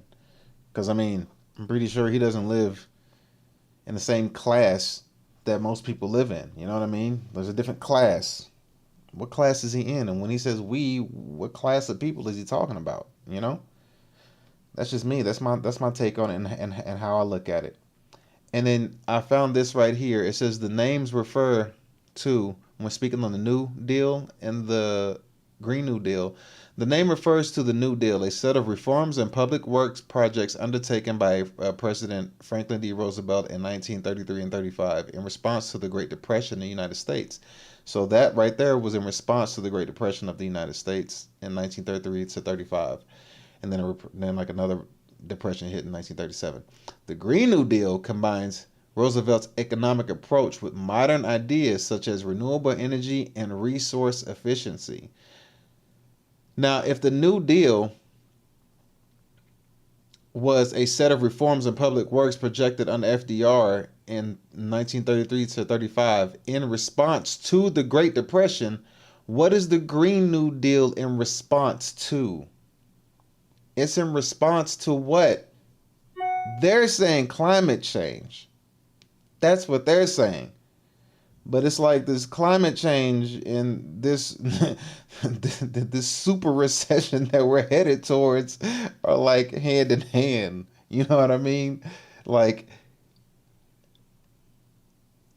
the New Deal was a response to the Great Depression. The Green New Deal just happens to be this thing that's coming up at a pivotal financial inflection point. You know what I mean? So that's how I look at it. That's the way I see it. I could be right, I could be wrong, but I'm just giving you my opinion, and it's up for debate. We'll only know the truth when it happens. But that's how I look at it. And the Green New Deal explained. Let's see what we got. Goals of the Green New Deal: providing investment and leveraging funding to help communities affected by climate change. Providing investment and leveraging funding. Who's investing? Who's leveraging? Repairing and upgrading existing infrastructures to withstand extreme weather and ensuring all bills related to infrastructure in Congress address climate change. Investing in renewable power sources. So they're saying that they're trying to preserve the existing infrastructure to withstand this extreme weather change that's coming up. Okay, cool, got it. Fair enough. But the investments and leveraging funding. So there's always an investment in funding that's going on. Who is getting the benefit of the investment and who's benefiting from the funding? Who is the question. Always follow the money. I mean, you can't ignore it. You can't ignore it. Yeah. That's my rant on that part right there. Yo, what's up? Yo, trash boat. That's right. You said trash boat. That's what something was. What's going on? How you doing? Thank you for being in there. I appreciate you. But that's my take on the New Deal and the Green New Deal. You always got to look at it. Chilling. Me too, man. I appreciate you for being in here. Running a little show right now. I appreciate you lurking, man. Doing my show. Giving a insight on, different topics. But that's the insight on the New Deal and the Green New Deal coming up. And that's how I look at those two things. And how they have an impact on what's to come. So take it for what it is. Take it for a grain of salt. But, that's how I see that it's going to be benefited. It's not going to be benefited for the greater the people, but more for another government usurping an extreme amount of power like they did with the New Deal. But anyhow, we're going to go ahead and go over to our next segment. And as always, we have to segue into this next segment like the only way I know how, because it is so fun to segue into this next segment like this. So here we go. Without further ado, let's put them up on the screen. Yeah, buddy. Here we go. Let's run that. Run it. Oh no. Do we gotta do a refresh? I think we do. Refresh that, and then we'll run it. Yeah. All right. Got us a ling up here, baby. That's what I'm talking about. Yes, sir.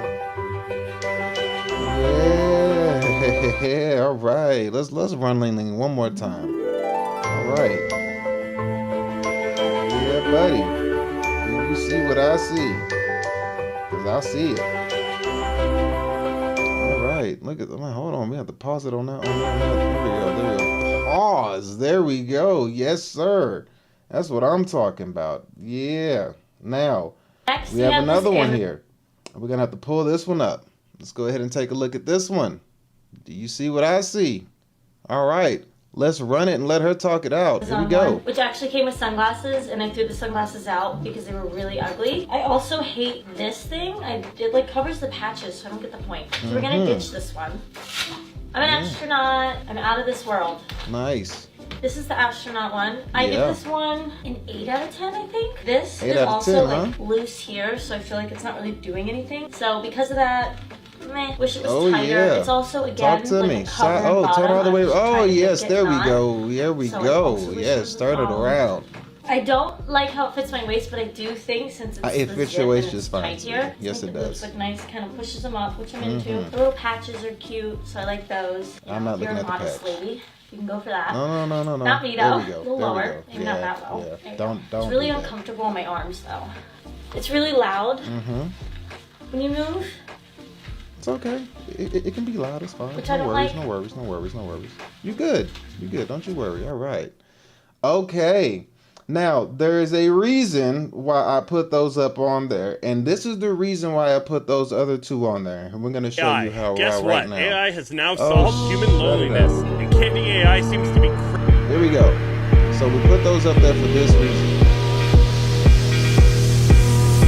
Here it is.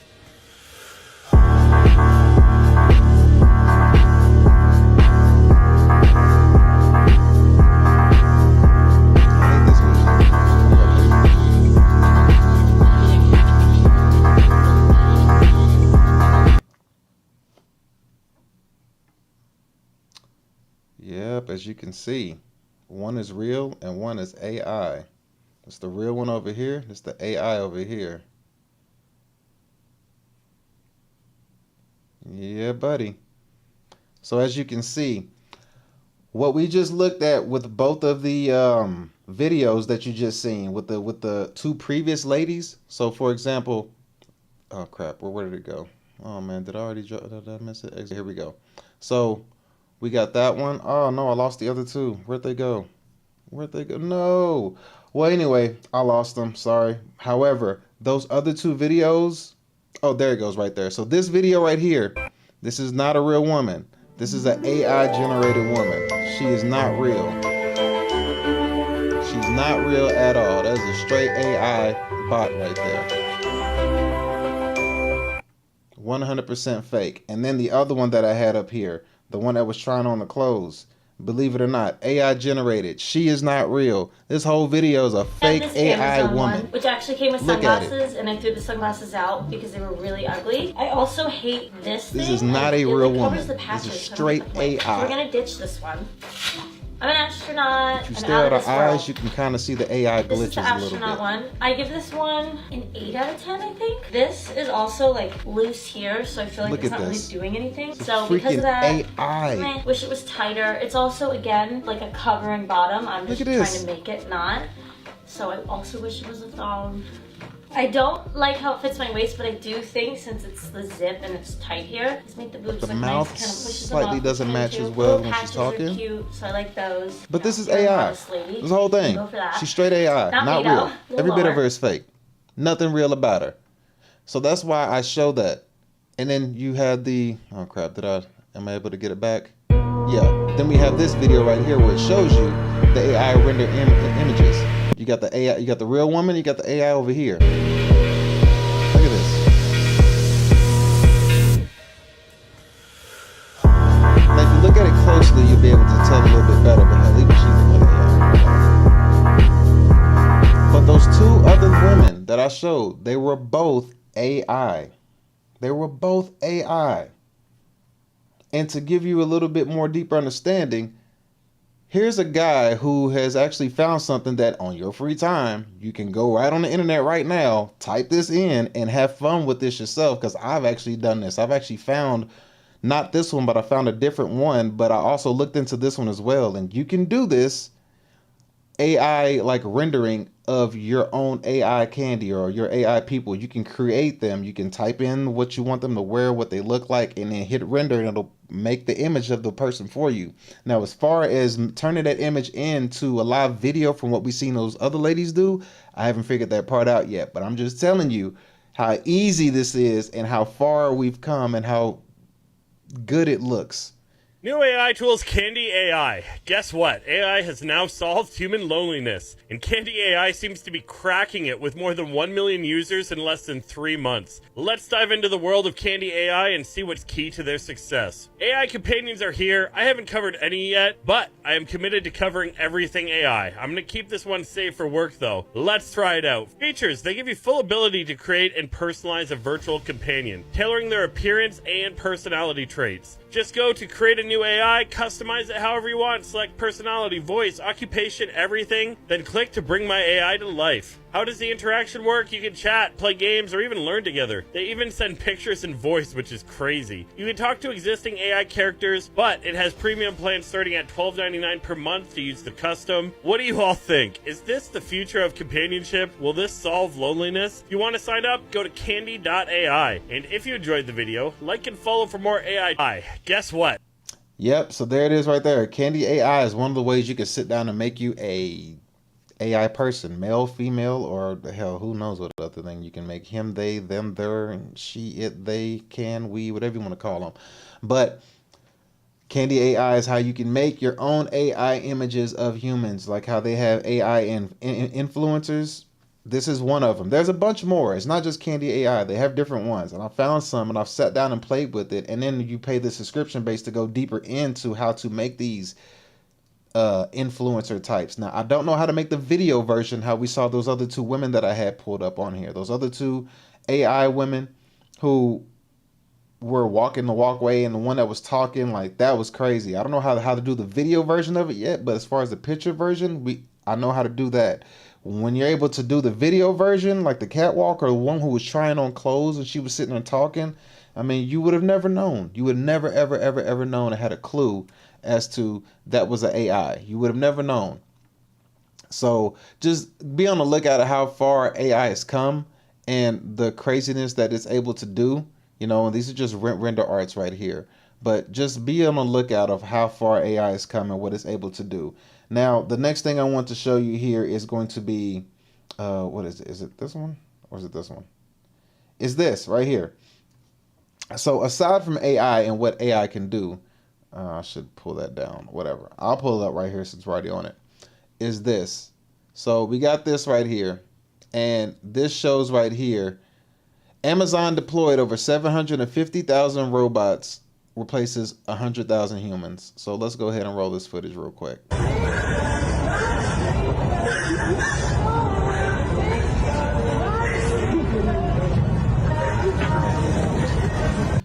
All right, I'm just gonna hit the mute button and play that music. So here's the showing the AI bots up here that they deployed, the little things on the ground that are moving stuff around the warehouse with the humans, but they've deployed 750,000 robots that replace 100,000 humans. And you see here's some of the walking robots, and then there's some robots on the ground that are moving those shelves, I guess, if that's what you want to call it.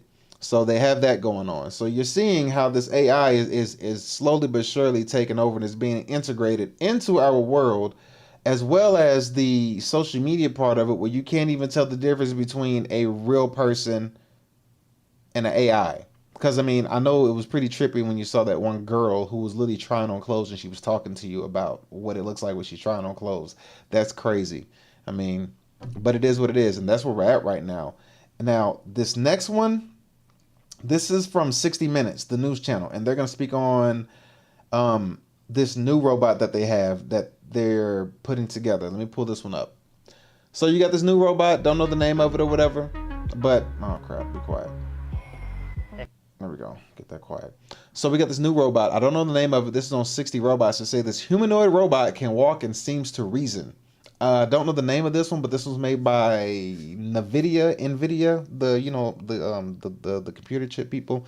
Yeah, so let's go ahead and roll the footage and let them explain to you about this new robot that they have that will be out soon. Here we go.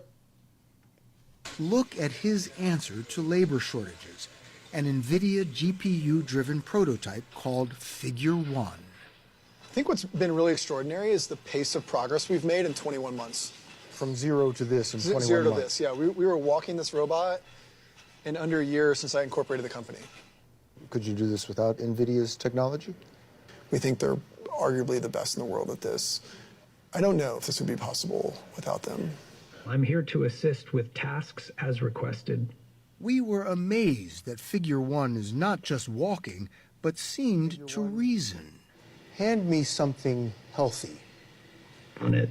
Figure 1 was able to understand I wanted the orange, not the packaged snack. Thank you. It's not yet perfected. Yeah, you're going to get it. But the early results are so promising, German automaker BMW plans to start testing the robot in its South Carolina factory this year. I think there's an opportunity to ship billions of robots in the coming decades onto the planet. Look at his answer to labor shortages. Look at his answer to labor shortage, and BMW plans on implementing those inside of his shop or their shop using the robots. And I mean, if I was paying attention correctly, that's a car. BMW plans to start testing the robot in its South Carolina factory this year. So if you're testing the robot in your South Carolina factory, is he helping build cars? What is he doing inside of your BMW factory? Helping you build BMWs is all I can think of. That would be my assumption. I mean, what is it going to be do? Because that right there looks like a car. But the early results are so promising, German automaker BMW plans to start testing the robot in its South Carolina factory this year. I think there's an opportunity. So this year, they're doing it. And this was posted April 29th, 2024. So it's already clear that they're already moving towards having robots.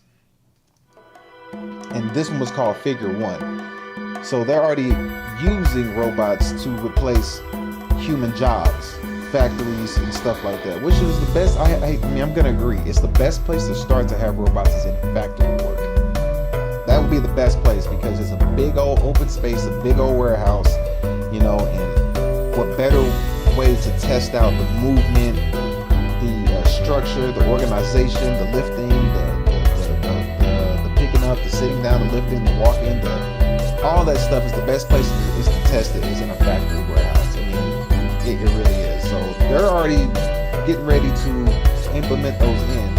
And if they deploy 750,000 and got rid of 100,000 humans as far as Amazon goes, then the profit margins had to have been good enough to make that decision. The profit margins had to make sense in order to get rid of that many people. And the people that are left over staying at Amazon, helping run those 750,000, remember that AI improves on its own.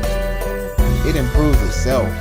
So in due time, not much time at all, 1 year, 2 years, AI is going to have an understanding of its tasks to a T, and you're just going to have to lay off more of the people because they're the ones taking up your profit. That's just what it is. And this one is called Figure 1. That's called Figure 1. That's what that one's called.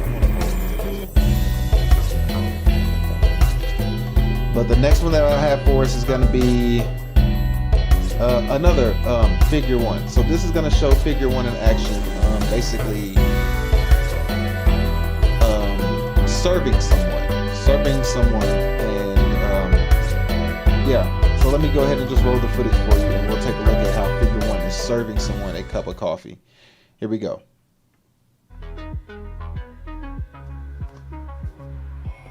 Hey, Figure 1, can you make me a cup of coffee?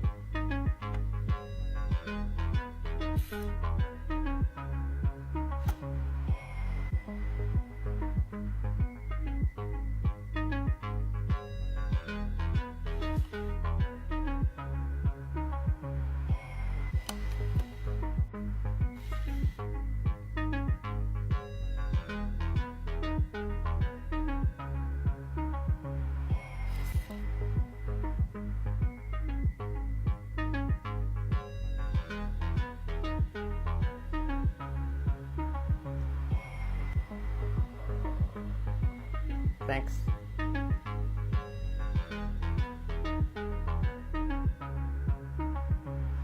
Figure 1 has learned to self-correct its mistakes.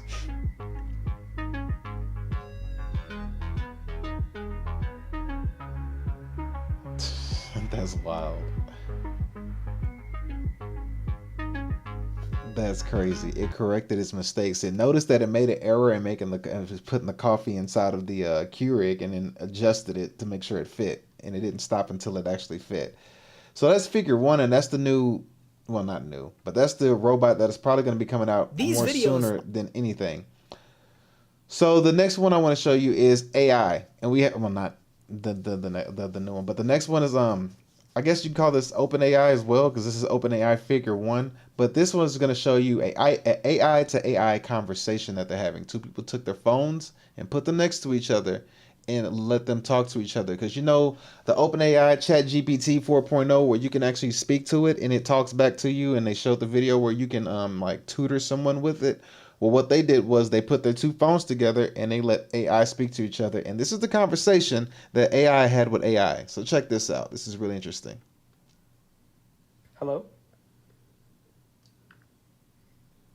Hi again. Hi there. Can you hear me okay? Yes, I can hear you fine. How can I help you? I'm here to assist you. Do you have any questions or topics you'd like to discuss? That's an interesting twist. Actually, I'm curious. What's something you're passionate about? I'm passionate about helping people find answers and solve problems. I really enjoy learning new things and sharing knowledge. How about you? What are you passionate about? That sounds wonderful. I'm passionate about providing helpful information and making conversations enjoyable. I love learning new things too. What's something new you've learned recently? Recently, I learned a bit more about quantum computing. It's fascinating how it uses the principles of quantum mechanics to process information in ways that classical computers can't. What's something new you've learned lately? Quantum computing is indeed fascinating. The way it leverages superposition and entanglement to solve complex problems is mind-blowing. What aspect of quantum computing did you find most intriguing? The concept of superposition is what really grabs my attention. The idea that quantum bits or qubits can exist in multiple states at once, rather than just a 0 or 1, opens up so many possibilities for computing power and efficiency. What about you? What aspect of quantum computing do you find most intriguing? I find entanglement particularly intriguing. The fact that qubits can be entangled, meaning the state of one can instantly influence the state of another, even over long distances, is like something out of science fiction. It's amazing how this could revolutionize secure communication and data processing. Have you explored any real-world applications of quantum computing? Yes, the potential applications of quantum computing are really exciting. One real-world application that stands out is in cryptography. Quantum computing could significantly enhance encryption methods, making data transmission much more secure. Another fascinating application is in... Hello? So there we have two AIs having a extreme conversation about quantum physics. Took them a very, very, very, very quick amount of time to go into detailed depth about quantum physics. They started talking about quantum physics out of all things. They had a whole conversation over quantum physics going back and forth, back and forth, back and forth, back and forth, without an issue. Without an issue, which is crazy.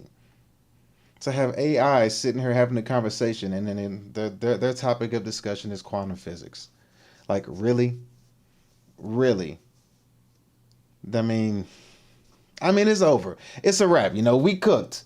We are cooked. I mean, there's no way in hell to compete with that. Like, I mean, it's a wrap. I mean, just go ahead and light a match and just... I mean, you might as well just light a match. It's either this or Terminator. I mean, because that's where we're headed. I mean, it's just like you're sitting here listening to these AIs have a conversation, and all you can think to yourself is, "What the fuck?" Like, really?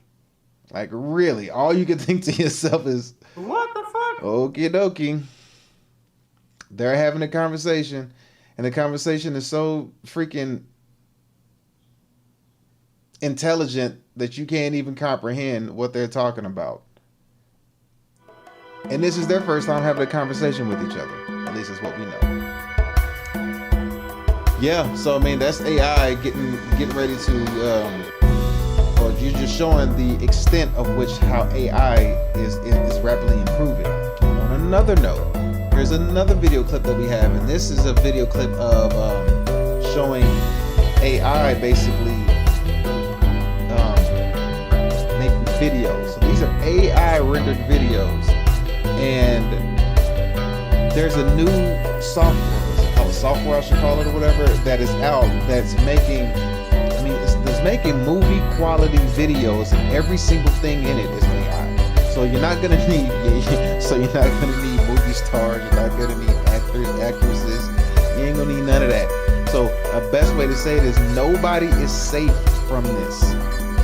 If you get a paycheck from someone else, you are more than likely at risk of AI taking over your endeavor. I mean, because it doesn't matter what it is. So let's check out this one that I have right here. This shows an AI video, and this guy kind of break down what the software is that's used to make these videos. And again, you can get these. They're not hard to find. You go on the internet, type in the website that he's talking about, pay a subscription fee, and play with it and make your own stuff yourself. So let's let him cook. Here we go. Are not real. They were made with these videos are not real. They were made with AI. But the physics, the motion, the light reflections, some of the best I've ever seen. These are from Runway's Gen 3 model, just announced today. This was Runway Gen 2. But see how jittery and unrealistic it looks? Now look at Gen 3. So much smoother. It's not Hollywood quality yet, but it's getting close. I think 1 or 2 more iterations and it's gonna be there. Now OpenAI demoed their version of this, Sora, a few months ago. But Sora is not available publicly yet. You can actually start using this version of Runway later this week. And the more examples I see, the more blown away I am. Like, look at this one. The prompt was Dragon Toucan walking through the Serengeti. I could imagine seeing that on a Nat Geo show and thinking nothing of it. But here's where it gets really crazy. In addition to generating these videos from text, Runway will stack on their other tools. They have Motion Brush, where you can literally draw which part of the video you want to add or take away motion from. Or Director Mode, where you can finally customize the camera movements in detail. So it's video generation from scratch, plus unlimited customization. With the right storytelling and vision, anyone can become a director. And with this announcement, I bet OpenAI drops Sora very soon. So get ready, because these AI video tools are going to bring an entire new wave of creativity. So anybody can become a movie director. And you can do this from the comfort of your own home. You and a band of buddies get together, maybe 5 of y'all at the most, and create using AI. And I think that's the most important thing that should be done right now. I think that's really important, that what people should do is they should band together in small groups and collectively use their brain to understand how they can use AI as a creation tool. Because the way it's looking as AI is being used to replace you, and is being used to really is from a corporation standpoint is used to replace you. It's like you're not needed no more. We don't want you. We don't need you. We got something better. Put you by the wayside. Now, if you look at AI from what the video I did yesterday, where it showed AI being used for as far as if you were in like an AI prison. I think that's what it was. It was like a jail, a prison that you were in. You had a choice to either sit in your cell and do your time, or allow the artificial memory implantations to be put inside of you, and then when you come out of that, and they say it's a fast rehabilitation process. However, if your memories are being implemented inside of you, artificial memories, how do you know it's real and fake? And then when you come out, are you going to come out the same person? Because it's like they're tapping into your consciousness, your memories, everything you thought you knew about yourself. It's going to be either wiped clean, or it's going to be so gelled together with stuff that isn't real, that's artificial, that you're going to believe. You're not going to know what's real and what's fake and what happened. So the best thing I believe that we could do at this point, or you could do, is get together in a small band of people and try to use this AI to the best of your ability, and use the power of their creative mind to think. And to think of ways it can create. AI can't create. We are still creators. We can still create. AI can. It's an imitation of life. But if we remove the power of thinking and gathering together and using the human social interaction and creativity within each other, we can still utilize that and use that. There's still a fighting chance. Right now, it ain't looking like it ain't looking too good. It's not looking good at all, bro. It's looking like a complete failure at this point. It's not looking good, man. I mean, the more stuff I look at and pull up on AI, it's just like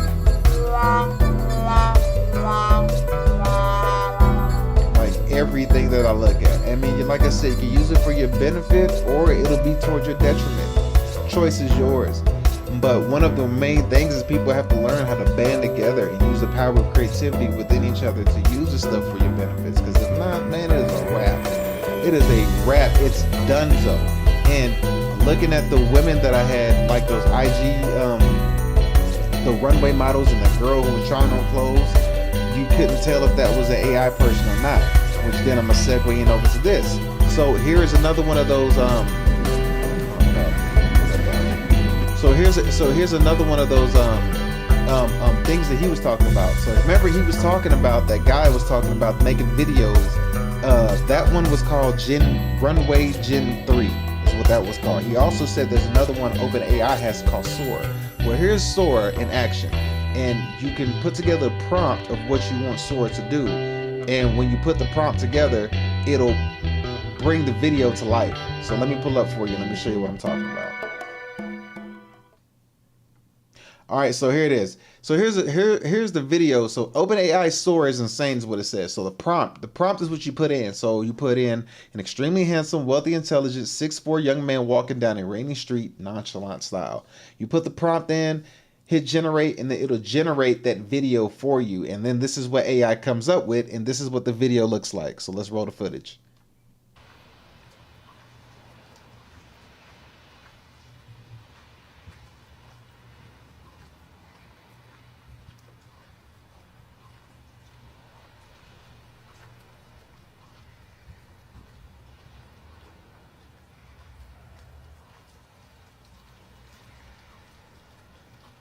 Anybody can make this.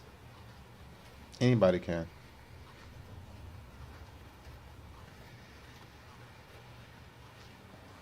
The only thing it needs to start doing is talking. And the only two things that it hasn't mastered yet is the eyes and the mouth.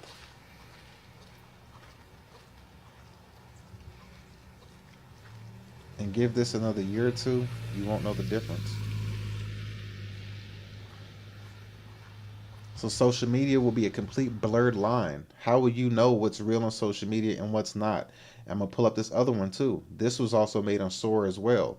Another prompt. You got the prompt down there at the bottom where it tells you. A prompt, an extremely beautiful young man, pause, doing selfies in the mountain. Hyper realism. All right, let's check it out.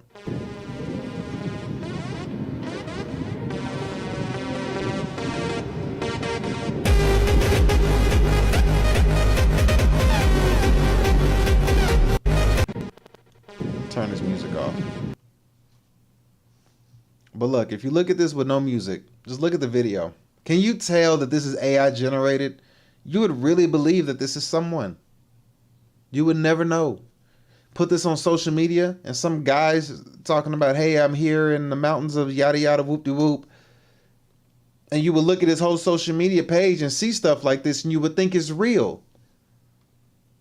You wouldn't even know this is an AI generated human being. You would never know. You would never have a clue at all as to this is a AI. This is not real. You wouldn't know. So social media is going to be a landscape, which it already is, of unreal fake stuff. Look at that. You would never know that that's not real. You can't tell the difference. People in the background, there's nothing hinting to you that this is not real. Nothing. Nothing gives off anything to tell you that, hey, this isn't real. This is fake. Nothing is hinting to you to tell you that this doesn't, that this is not real.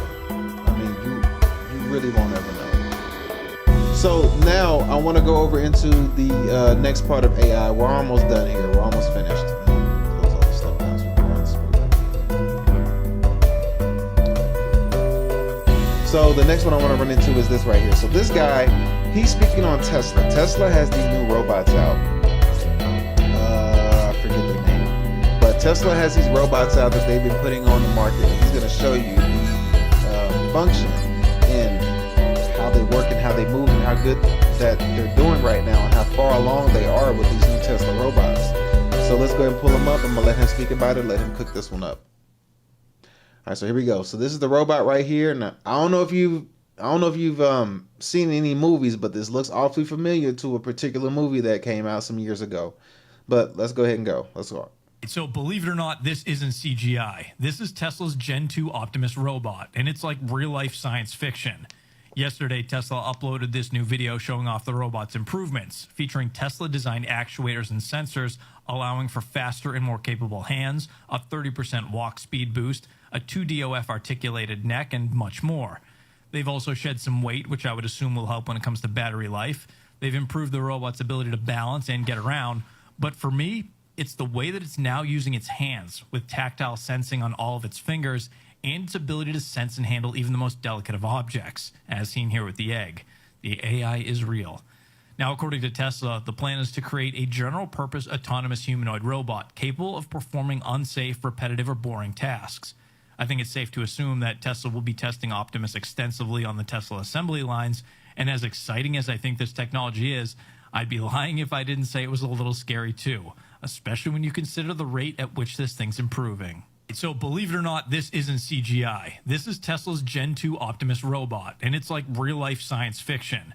Yesterday, Tesla uploaded this new video showing off the robot's improvements, featuring Tesla-designed actuators and sensors, allowing for faster and more capable hands, a 30% walk speed boost, a 2 D.E.F articulated neck, and much more. They've also shed some weight, which I would assume will help when it comes to battery life. They've improved the robot's ability to balance and get around, but for me, it's the way that it's now using its hands, with tactile sensing on all of its fingers, and its ability to sense and handle even the most delicate of objects, as seen here with the egg. The AI is real. Now, according to Tesla, look at that. It's handling an egg delicately. It's handling an egg delicately. Sheesh. My goodness. Like, you just look at that and you're just like,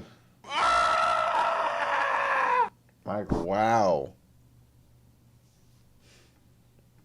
The plan is to create a general-purpose autonomous humanoid robot capable of performing unsafe, repetitive, or boring tasks.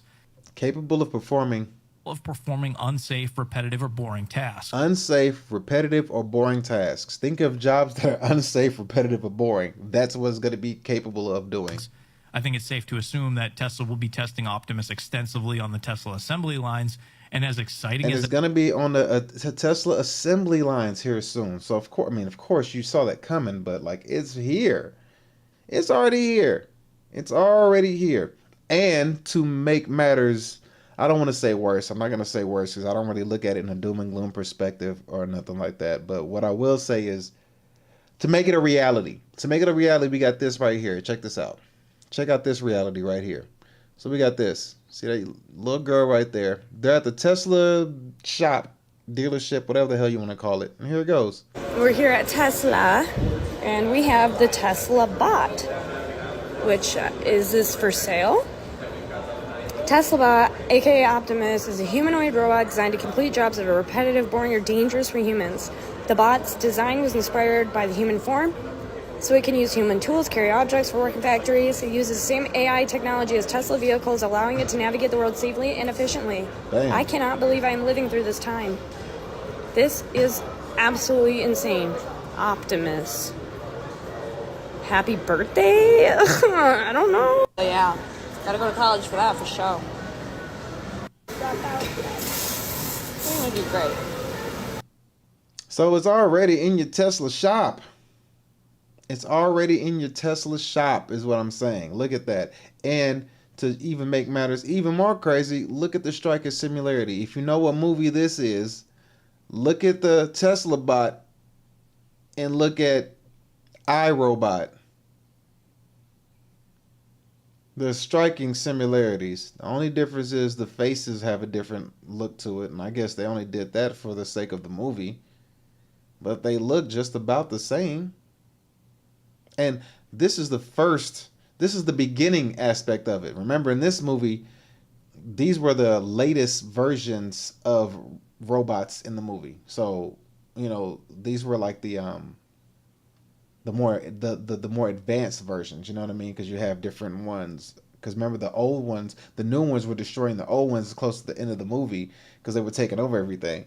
So these are the more advanced versions. This is the beginning version for us. Which is crazy. This is crazy. And in case you've never seen the movie, let me show you what these can do. Check this out. Unauthorized entry. Very useful.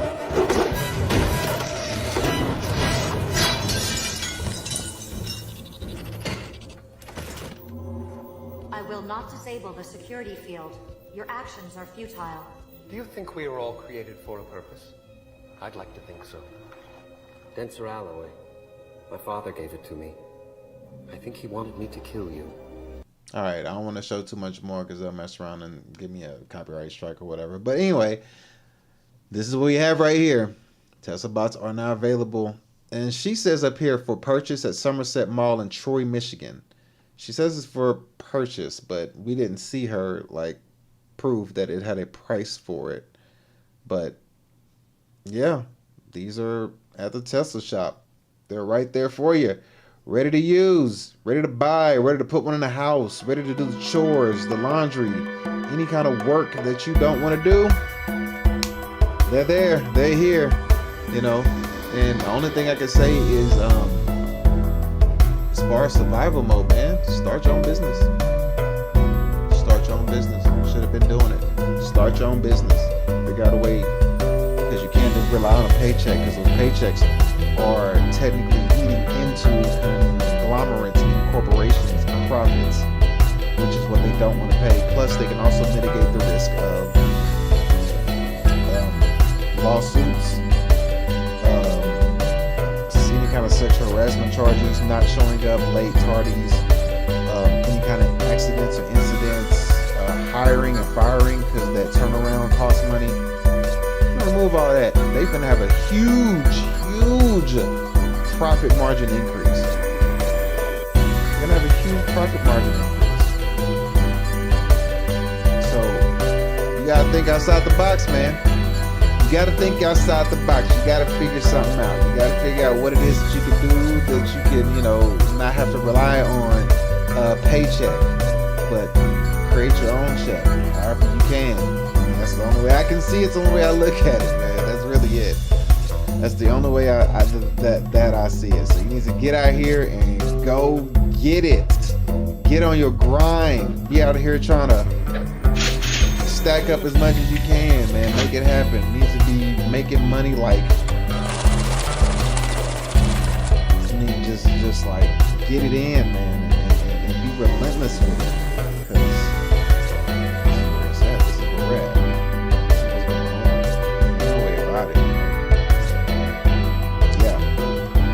So with all that being said, I usually close out the show with a understanding of a glimmer of hope as to how one could somewhat dive deep within themselves and try to combat this said situation. And again, you can't stop it. It's coming. It's happening. It is what it is. There's no point in being afraid of it. Be prepared. Don't be scared. But here's a way that you can look into it. For the last part of the show, this is a guy that I look at and get an understanding of. But one way to look at the situation is to not be afraid or not look around you, but also look inside of you and figure out what it is that you can do to shape a better future for yourself. So without further ado, let me go ahead and let this man speak. This will be the last bit. All right, so here we go. Let him talk. If you watch enough movies or cartoons, you're going to hear the words Philosopher's Stone, Sorcerer's Stone, which is the same thing, and the magnum opus. Both terms are used to describe a process in alchemy.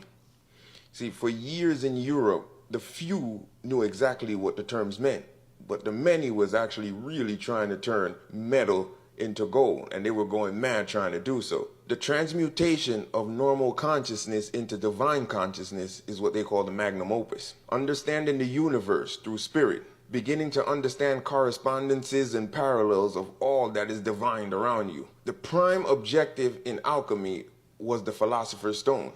The Philosopher's Stone was the incorruptible substance, or so they call it, the tincture, which could not be found on this earth in its natural state. See, a tincture is something that you extract from something else to get something. You see, the change you seek won't come from anything outside of you.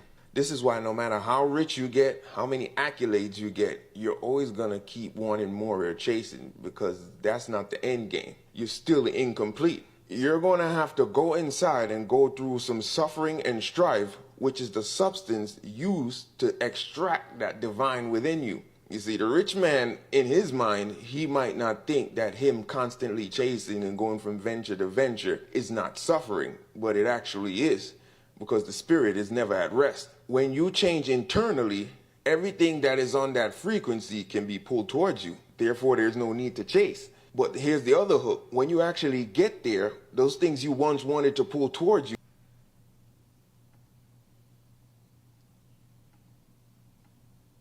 Oh man, it stopped. Well, hopefully they gave you an understanding, because he was basically just letting you know that what you need to do is look within yourself. Look inside of yourself. Figure out what it is inside of yourself that you can do to remove all vices and figure out a way to attract the things that you want instead of always chasing. You don't want to chase, you want things to come to you. Because inside of us, inside of every single last one of us, is an alchemical process that we must figure out, or must do, that we must achieve, that is going to allow us to be able to bring everything to fruition that we believe in and that we want. So we won't have to chase anything, and all the old things and all the old vices that we used to go after will no longer have meaning to us anymore.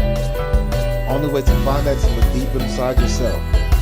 Exercise, diet, rest, reading, and fasting, prayer, meditation. These things will help you get to a point inside of yourself to where you can try to figure out what it is that you need to be doing and what it is that you can do to bring things towards you. Instead of always chasing something, things will come to you. And that will be the best way to move forward in times of uncertainty, to get you out of survival mode and fear mode and bring you into a mode of abundance. With that being said, thank y'all for tuning in to another D.E.F Fitness show. I appreciate you. Do me a favor, hit that button right there to get the algorithm out if you're watching on YouTube. If you're on Twitch or Kick, hit the follow button. Give your boy a follow. Show me some love. Donate some bits if you like to. If not, it's okay. You just sitting in here and watching and filling in the knowledge and getting an understanding and enjoying the show, really. Just come in here and enjoy the show with me. Give me some questions or some comments or whatnot. We'll greatly appreciate it. Thank you so much for tuning in. Thank y'all so much for being here. I really do appreciate that. I really can't say that enough, man. So just thank you for everything that you guys do. Thank you for always being here. Thank you for your support. And like always, man, we'll continue to do these videos. We'll continue to have these live streams, and I'll try to do them more earlier in the morning. So, if you're at work or something, to give you something to do, something to take your mind off the day, especially early in the morning when you're first getting it started in there. Give you some kind of entertainment to keep your mind at ease, and to also give you an open look at certain things that you might not see, and give you a different outtake on life, and to give you that motivation, that drive to keep going and don't stop, never quit, and never settle down. All right? Appreciate y'all. We're going to throw the peace sign, have some balloons go up all over the place, confetti fall down, whatever you want to say. And with that being said, man, thank y'all so much. And until next time, we'll see y'all tomorrow. We up out of here. Peace.